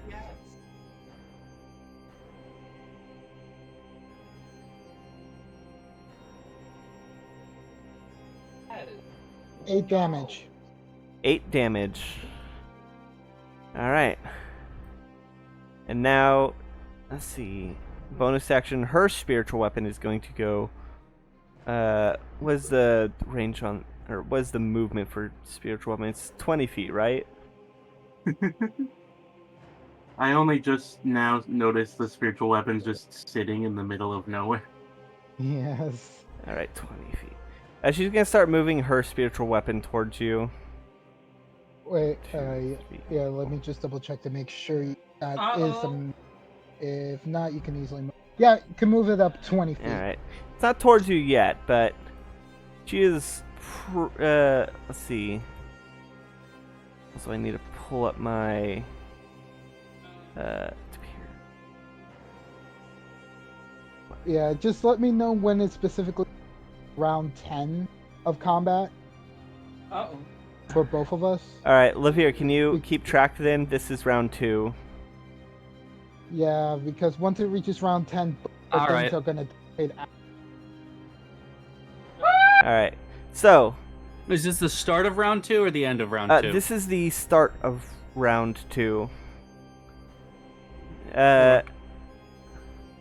She is going to cast at. She is going to cast.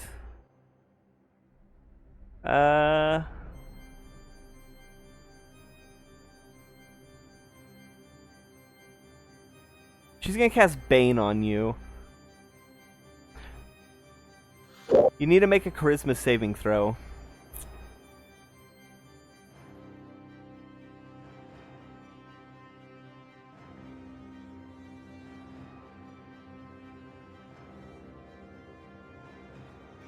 Does 24 succeed? A 24 does succeed. As she yells at you,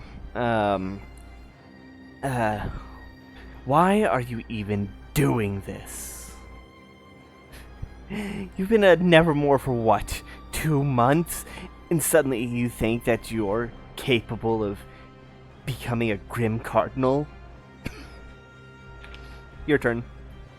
Alright. As for me, my bonus action, move my 20 feet in the direction of her, Alright.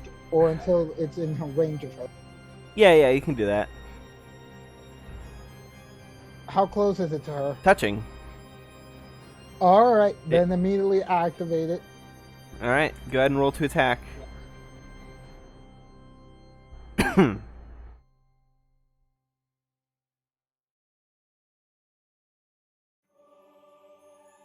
25 to hit. I'm sorry? 25 to hit. 25 hits. 9 damage.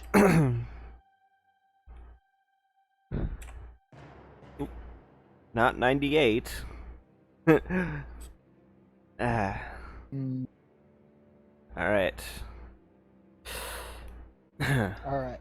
This I means nothing. It might not be nothing to you right now, but I'm gonna let all these little peaks and little bits of hits amass themselves until they become a mind damage that will really quiet you down for all my insecurity, all my doubts. You can never get I- rid of me for good. I am you. I am the you I that am the- speaks truth. Hmm. Yes, and indeed you harbor a lot of negative, like I do of myself right now. But that is why I'm trying to progress myself into the future by advancing myself through arduous tasks such as this. Alright. What's your action? Alright, for my action, I don't want to get closer to her. Let's go for a a skill effect of Word of Radiance. Word of Radiance has a range of 5 feet.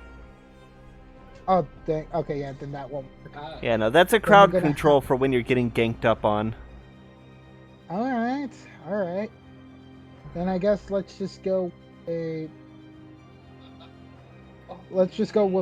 Toll again. Alright. It's a wisdom save. Yep. That is a 27. God dang it, it's not fit. Yeah, that's it for my action for this.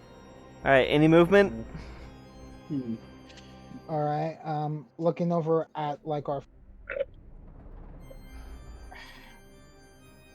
I still should probably move back, probably 15 feet, to the south of me. I'm gonna move 15 feet south of me. Alright. Just trying to keep it safe, just being an actually good good cleric, keeping my distance from source of damage. Alright. So then, we just update the map. She chuckles.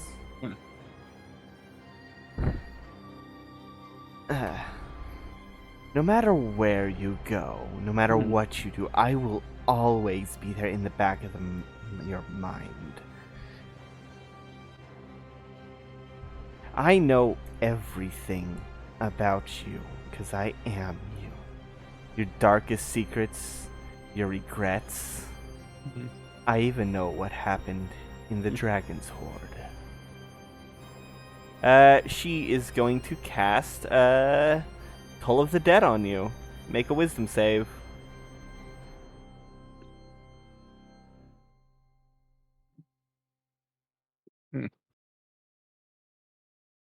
25. That saves. And for her bonus action, she's gonna move her her spiritual weapon towards you. 1, 2, 3. Right. Gotta be careful because if you keep moving back, you're gonna end up cornering yourself. Yeah, but like I'm just gonna keep myself like moving. All right. Well, Certain place. here is the here's the current map.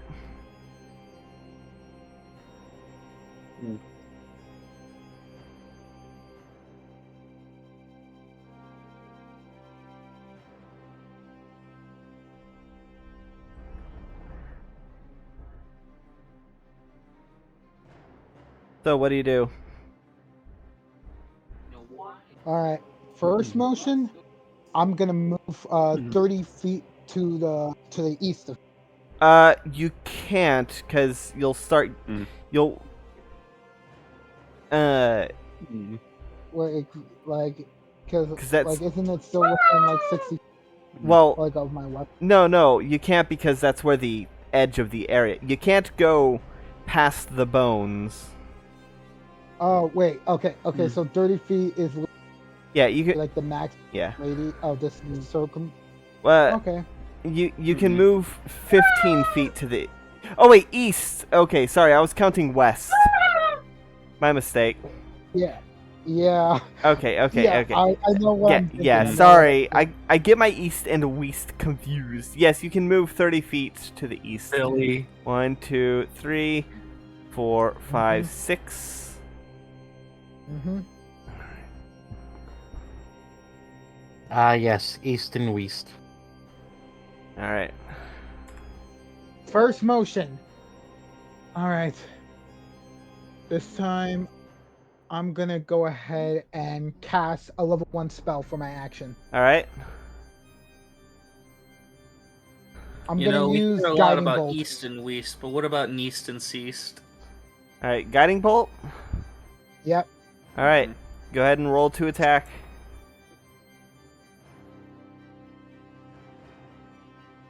23. 23 hits. 12 radiant. All right. 12 radiant, and they are now they now have a guiding bolt effect. Your next attack has advantage. You said how many radiant? 12 radiant. All right.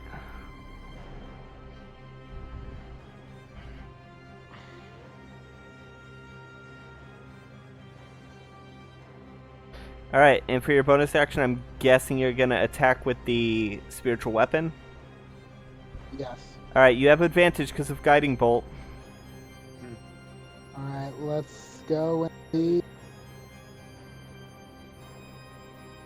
Yeah, first one is a 16, which feels like that's not gonna hit. 26, however. Yeah, 26 hits. Go ahead and roll damage.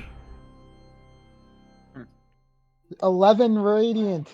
All right. Wait, sorry, not radiant. It's 11 It's force, I believe. force damage. All right. Damage. She does not like that. All right. So for her turn, she is going to move. She's going to start moving towards you. You do have an opportunity attack with your spiritual weapon. Let's do this. Nat 20, baby. Ooh. We're Go gonna ahead hit and roll damage. 17. Jesus. All right. She's still standing. She's looking a little rough. Just a Alright. tad rough. She says, Mm-hmm. "You forget who you're dealing with, don't..." She's going to use her bonus action to make her her spiritual weapon get within melee range of you. Finally. Alright. I can avoid it forever. But I at least moved enough so that I wouldn't have any chances to hit me. Oh no, it does. No, I mean, Oh, yeah, I'm yeah. saying, I didn't give it many times. Yeah, no, okay. So, that is going to be a... Does a 21 hit? This is around Yes. 4 now, right? Alright, you said 21 does hit?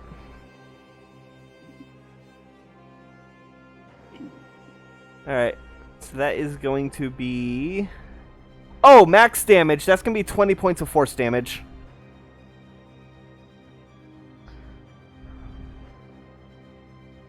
Is my track right? Are we on round 4? I believe this is the start of round 5. Okay. Alright.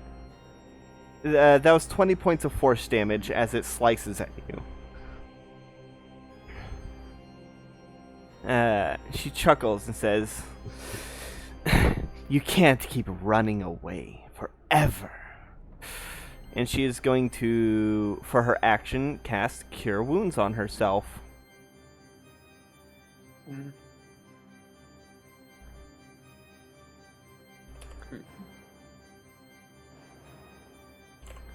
Alright.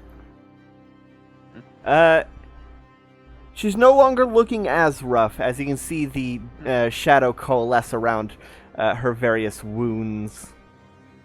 And she... and closes around it. She's still a little bit...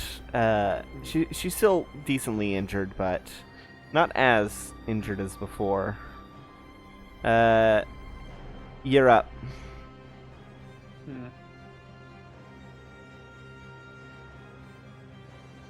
Corvus?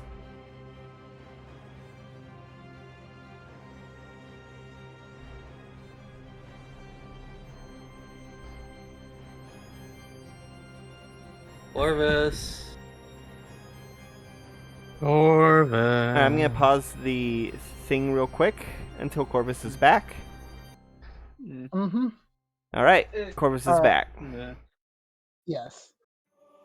Alright, just making sure I mentioned correctly. Like the amount of damage to me was how much? It was 20 points of force damage, max damage. Got it. Wow. Good on her. Yeah, she casted it at level 4. Oh. I see. I've been saving my resources, but she's got it.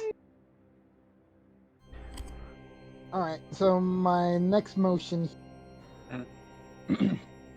basically like I'm gonna go ahead and cast myself actually. And what are you casting? Let me just make sure it's good.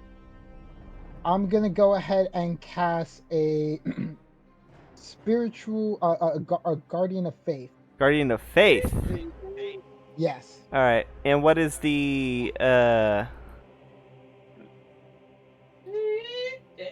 and what is the thing on that?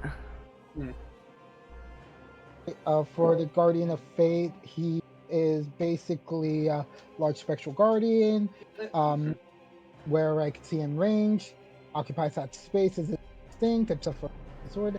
Any hostile creature that moves to a space within 10 feet of the guardian for the first time in the turn must make a dex save. If not, they'll take immediately 20 radiant damage on a failed save, and half as much on the successful one. And it disappears after 60 damage. Alright, and you said the range is 10 feet? 30 feet for the No. for the spell for the, but it's 10 feet. Okay. It's 10 feet of the guardian. Alright. Yeah. And so where are you putting it? Alright, every is right. Well, I'll probably put it to the right side of me, like where like I'll probably put it the right side, like opposite of like the black scythe. And then I'm just gonna quickly move myself like only like 10 like a good like 10 feet away, going south. Okay, so you said you're putting it to your right side? Yes, to my right side. Yes. Okay, like immediately to your right? Yes. Alright, and you were moving 10 feet. Alright. You sure? Alright. 10 feet south? Yeah, 10 feet south. Sure. Alright. It keeps you Mhm. just within range. Yeah. I'm just making sure, and then I'll move my spectral weapon 20 feet south. 1, 2, 3, 4. Alright, that gets you in melee range. All right, let's go ahead. We're doing this chess style. Alright. This is how the game should be done.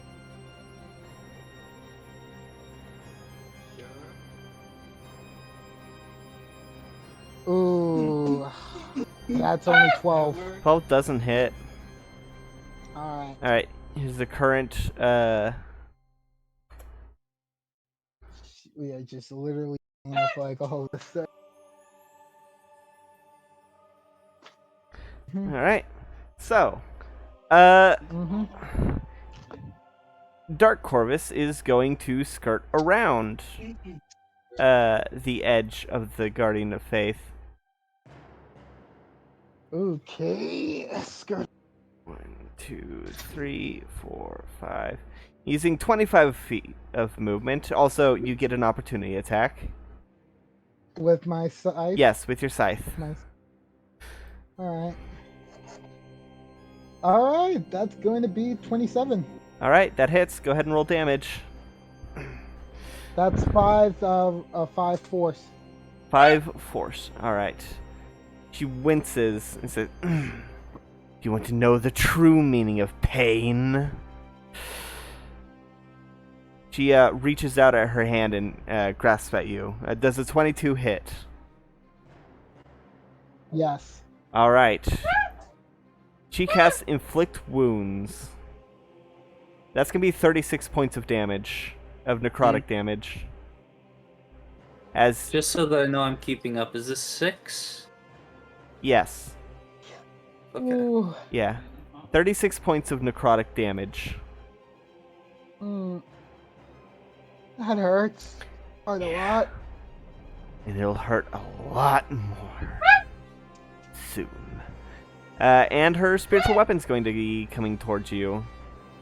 Alright. So that is going to be dark spiritual weapon. Oh, that's an 18. That doesn't hit. I know that doesn't hit because she kind of has all your stats.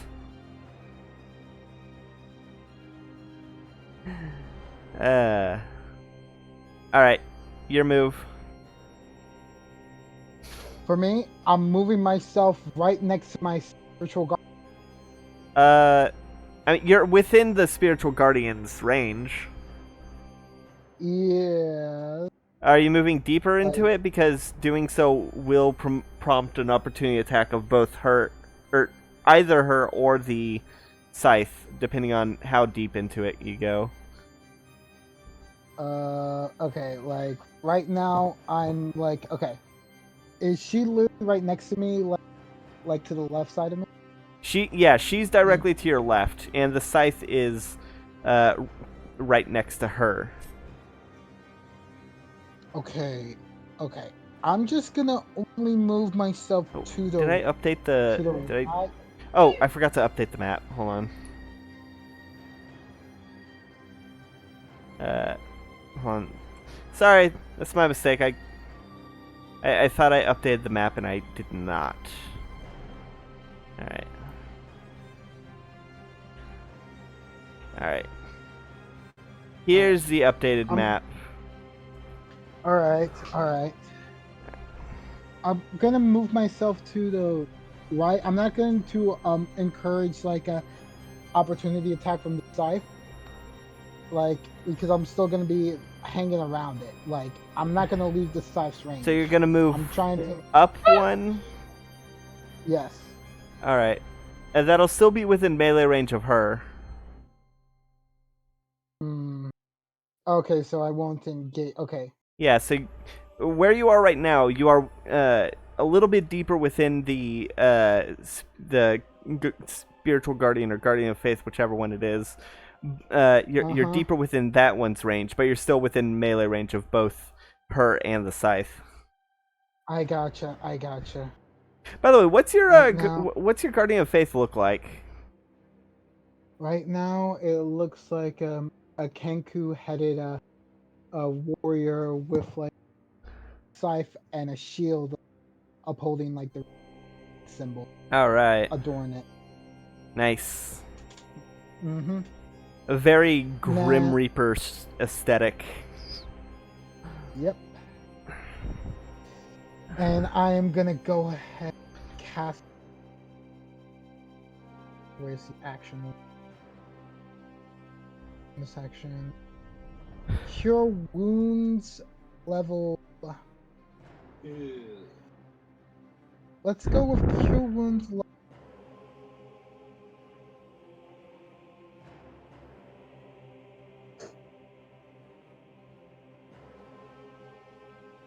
We're gonna go ahead and heal ourselves. Alright. And then for like my bonus action to get in range of Dark Horse. Alright. Spiritual weapon. 1, 2, 3, 4. Alright.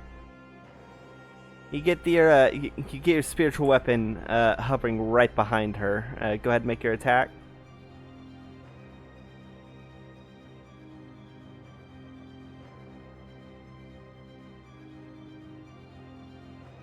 $25. Full damage, 12. Nice. Alright.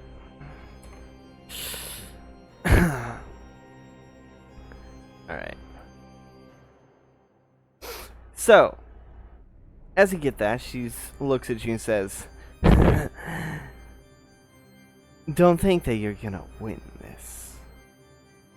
Like I said, I know everything about you. I know you didn't even tell them the truth. And it's been eating away at you, making me stronger."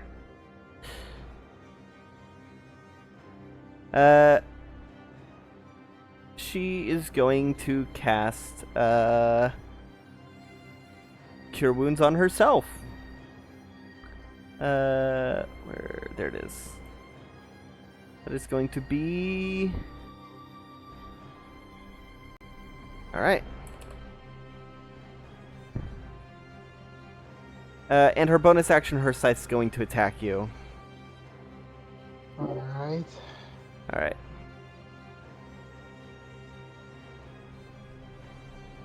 This is round 7.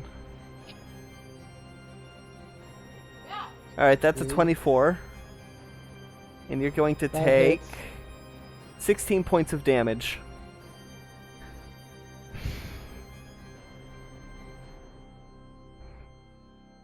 Alright, that really hurts. Alright, you're up. Okay, my motion right now. Alright, I'm gonna need to stop this. Like, you didn't mention how much health they. Well, they have the same amount of they have the same stats as you starting the fight. Okay. Alright. I'm gonna go ahead and cast the spell. That is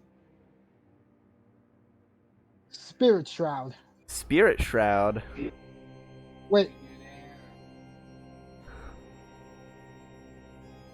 What does Spirit Shroud do?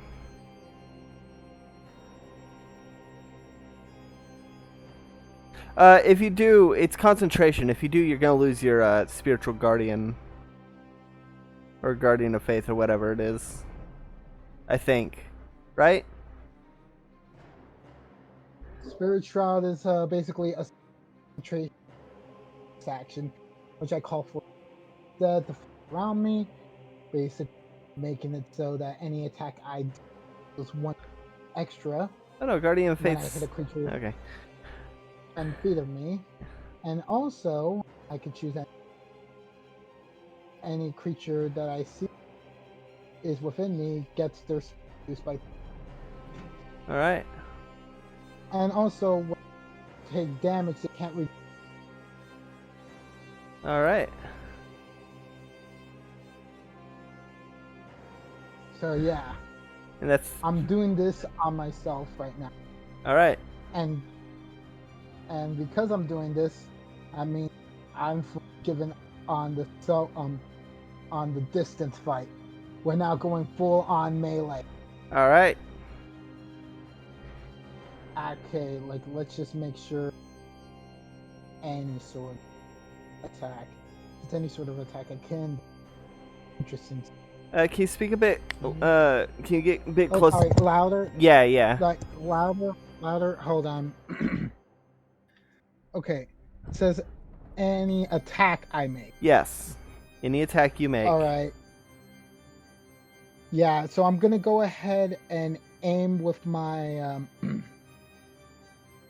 gonna aim with like this 9. We're gonna have to hit it with the I'm gonna hit her You hit her with what? my folding scythe. Alright, you pop your scythe out and make an attack. Go ahead and roll. 16 only. As you do, she blocks it with her own folding scythe.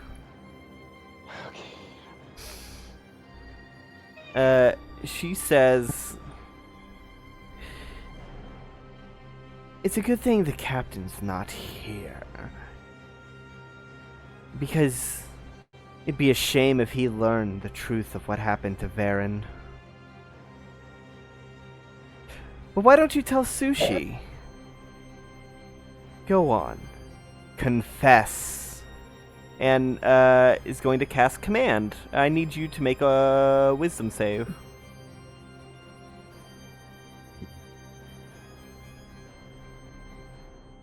$27. Damn it, that saves. It was worth a long shot. For her bonus action, she is going to attack you with the scythe. And this is number 8, I believe.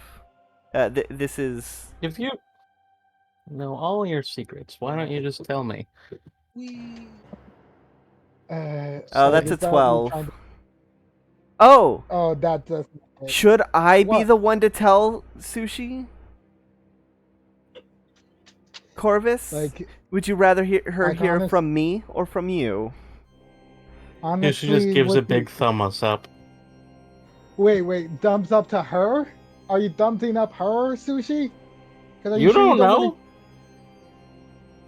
Like, I'm looking at her, and I'm like, okay, look, Sushi might be the one person that would be fine hearing it from any of them. Really? Like, I'm if here we- to heckle you. Sushi, the one who's full of honor.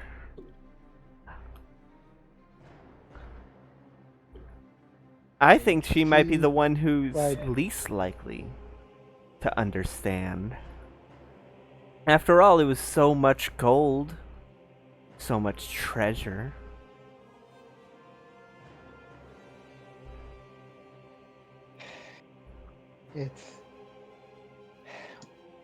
I feel like I keep on being put down because, like, even though I grew up fine as a temple girl, Fine. You were a nuisance in Esfold, and you know it. Mother Maggie was really eager to get rid of you. That's all this Hey, was. Corvus. I'm your first friend. You know that, right? I look at her and I'm like, Before me, the only person you talked to were the birds. And they didn't What even about the like her. shopkeep? Alright, What about the shopkeeps and asphalt? it's your turn. Alright, I'm gonna go ahead. I'm just gonna. You know what? Guiding bolt to the face. Alright, roll to attack. And the birds didn't even like her. Yeah, you know what? It's not wrong. 21 hits. 21. Let's go, Radiant. 13. Alright, Wait, and I also have to add the Spirit Shroud effective, alright. which is add an additional D8. So let's roll that D8 to add. Full on plus 8. Alright, Now you can't heal. an additional 8, you said? Yes. Alright. Let's see.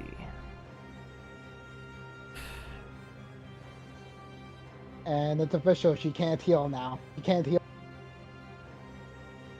Alright.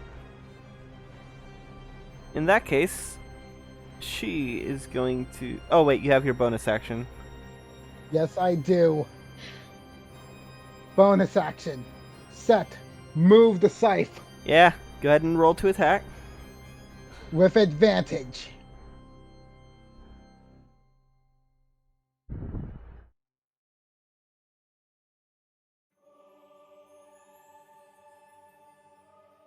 Yes, because glowing helps the 27. That hits. Full damage. 12. Wait, let me see if it stacks. Any attacks I make when I hit a yes, it stacks. I'm adding another D8 to this. Plus 4. Alright. She's looking really rough.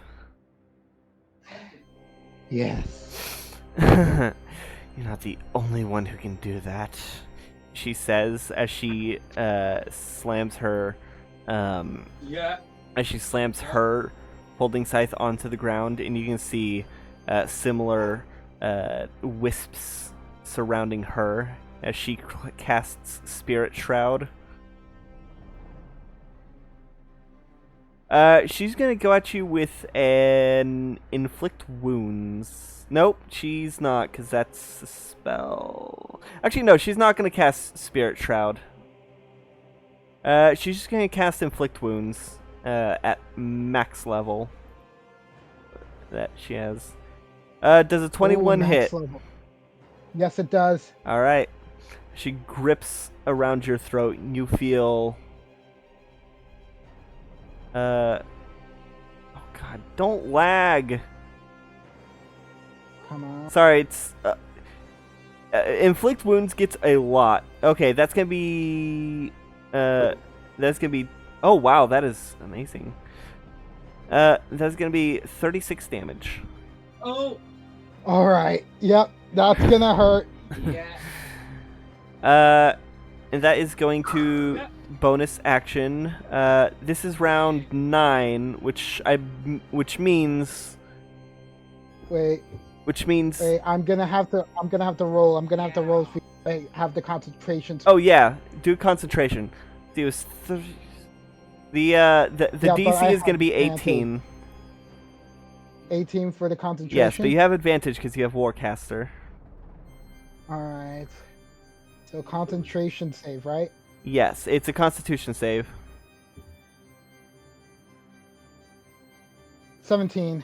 17 does not succeed. The DC was 18. It was half of 36. Dang.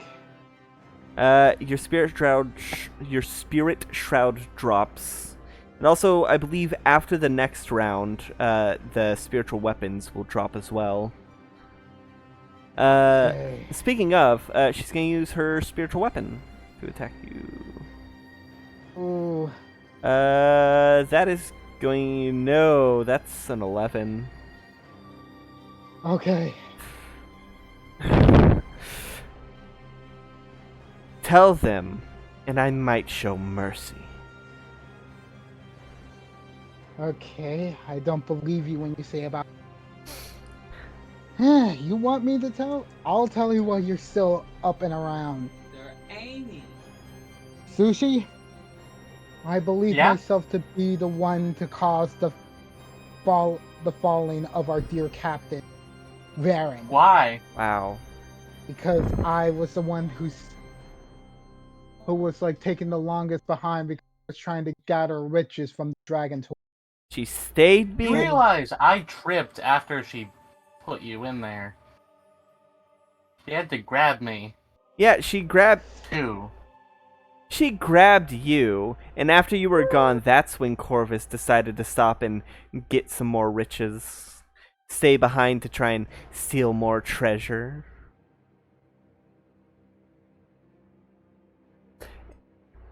And I mean, I kind of just wanted to stay in the pit of treasure and hope that I could, climb out. But the captain wouldn't let me. I see. And after that, the captain had to come back for her, and as a result, she didn't make it. She's not in the Astral Sea. They don't know where she is. Personally, I think she's in the Nine Hells. After all, You didn't You really saw what strike happened to me her. as a well, person that would go to the hell. I see. I mean, you saw what happened to her a couple months ago. Yeah, that possession. Yeah, she's probably in there being tortured by that devil. And it's all your fault, Corvus. Alright, Corvus, make your move. All right, this is gonna have to be a big move since I'm really down to like a low health right now. Oh, so is she. How low is she? Like, can you describe it? It's very bad for both of you. I think that, with good rolls or even moderate rolls, it could, she's looking bad. I think you need to Okay. give it all you got. All you got if you're Wait, left. is the spiritual guardian still right next to us? Yes. This is really hard. Like, tried some just the damage, but I can't do anything with that. I'm going to have to. What's a good high level? It's a good high level. No. High level. Me. I need. No. I'm going to.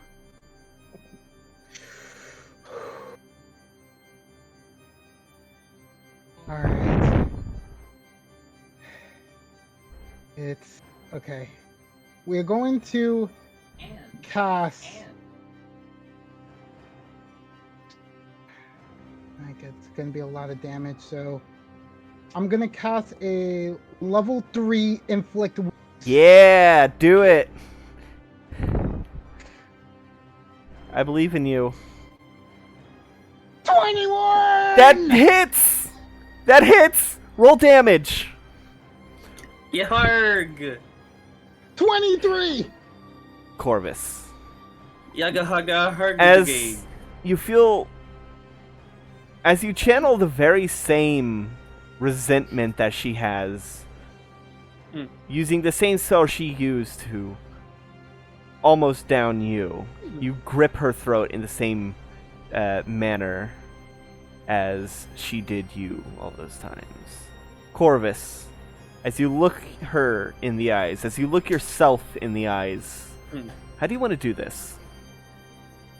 I go over, begin choking her. I look at her and say, Okay. I now see what it is that I lack. I need to, for all my virtues and flaws, I need to accept this greedy side of myself is still me.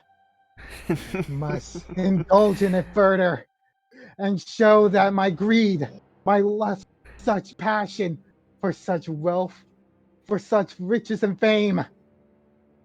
I think this is the thing that I've been denying myself. Being in this pirate crew, it might be the one place where I can show such vices and still be viewed in a positive. I accept all of me. And this is how I do so, by using the same move you do on me. Appreciate the party,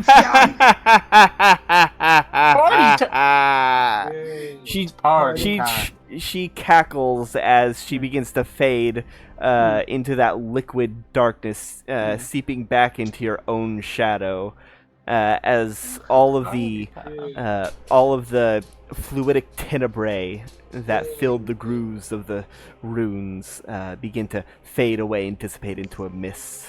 A low hum and chanting that you didn't even realize was happening quiets down as the Ash Keepers complete their ritual.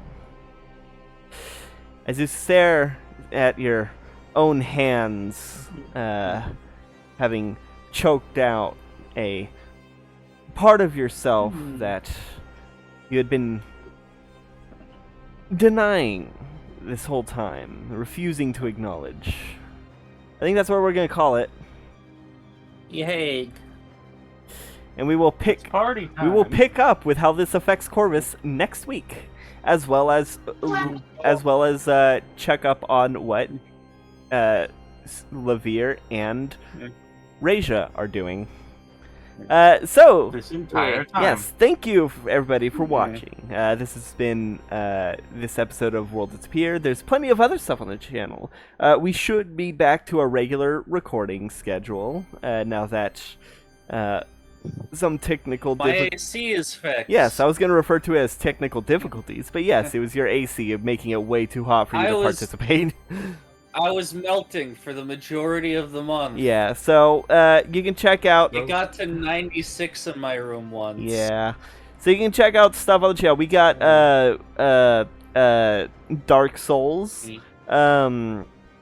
We've got, I believe, Ratchet and Clank is going to be up there. And also Mario Galaxy.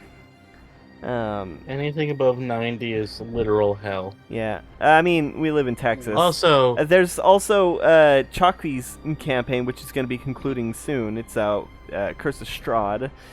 We are literally right outside Strahd's later. Concluding next week. Regardless of what happens, it's going to conclude next week. It's literally just us versus Strahd. They are getting a long rest, though. They are going to be sleeping in his coffin. Yeah. Well, not in the coffin. I mean, maybe. I might. Anywho. I don't know. That might turn you into a tiny little Strahd. Who knows? I wouldn't risk it. Let's push the turtle into it. Anywho, there's a lot of stuff on the channel you can check out. Comment challenge of the day. Vampire Dinosaur Ninja What's your Turtle. favorite horror movie? I think mine is Coraline. I don't typically watch horror movies. don't really watch Yeah. horror stuff much. I like horror elements. All right. Yeah. In like cutesy stuff. Horror adjacent, then. So stuff like Corpse Bride and Nightmare Before Christmas count.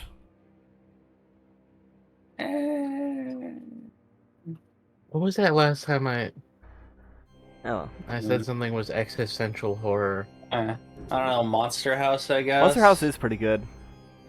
Monster House is funny. terrifying. All right. They have a. All right. There's that guy that steals the donut or whatever. Yeah, the taco or burrito or whatever.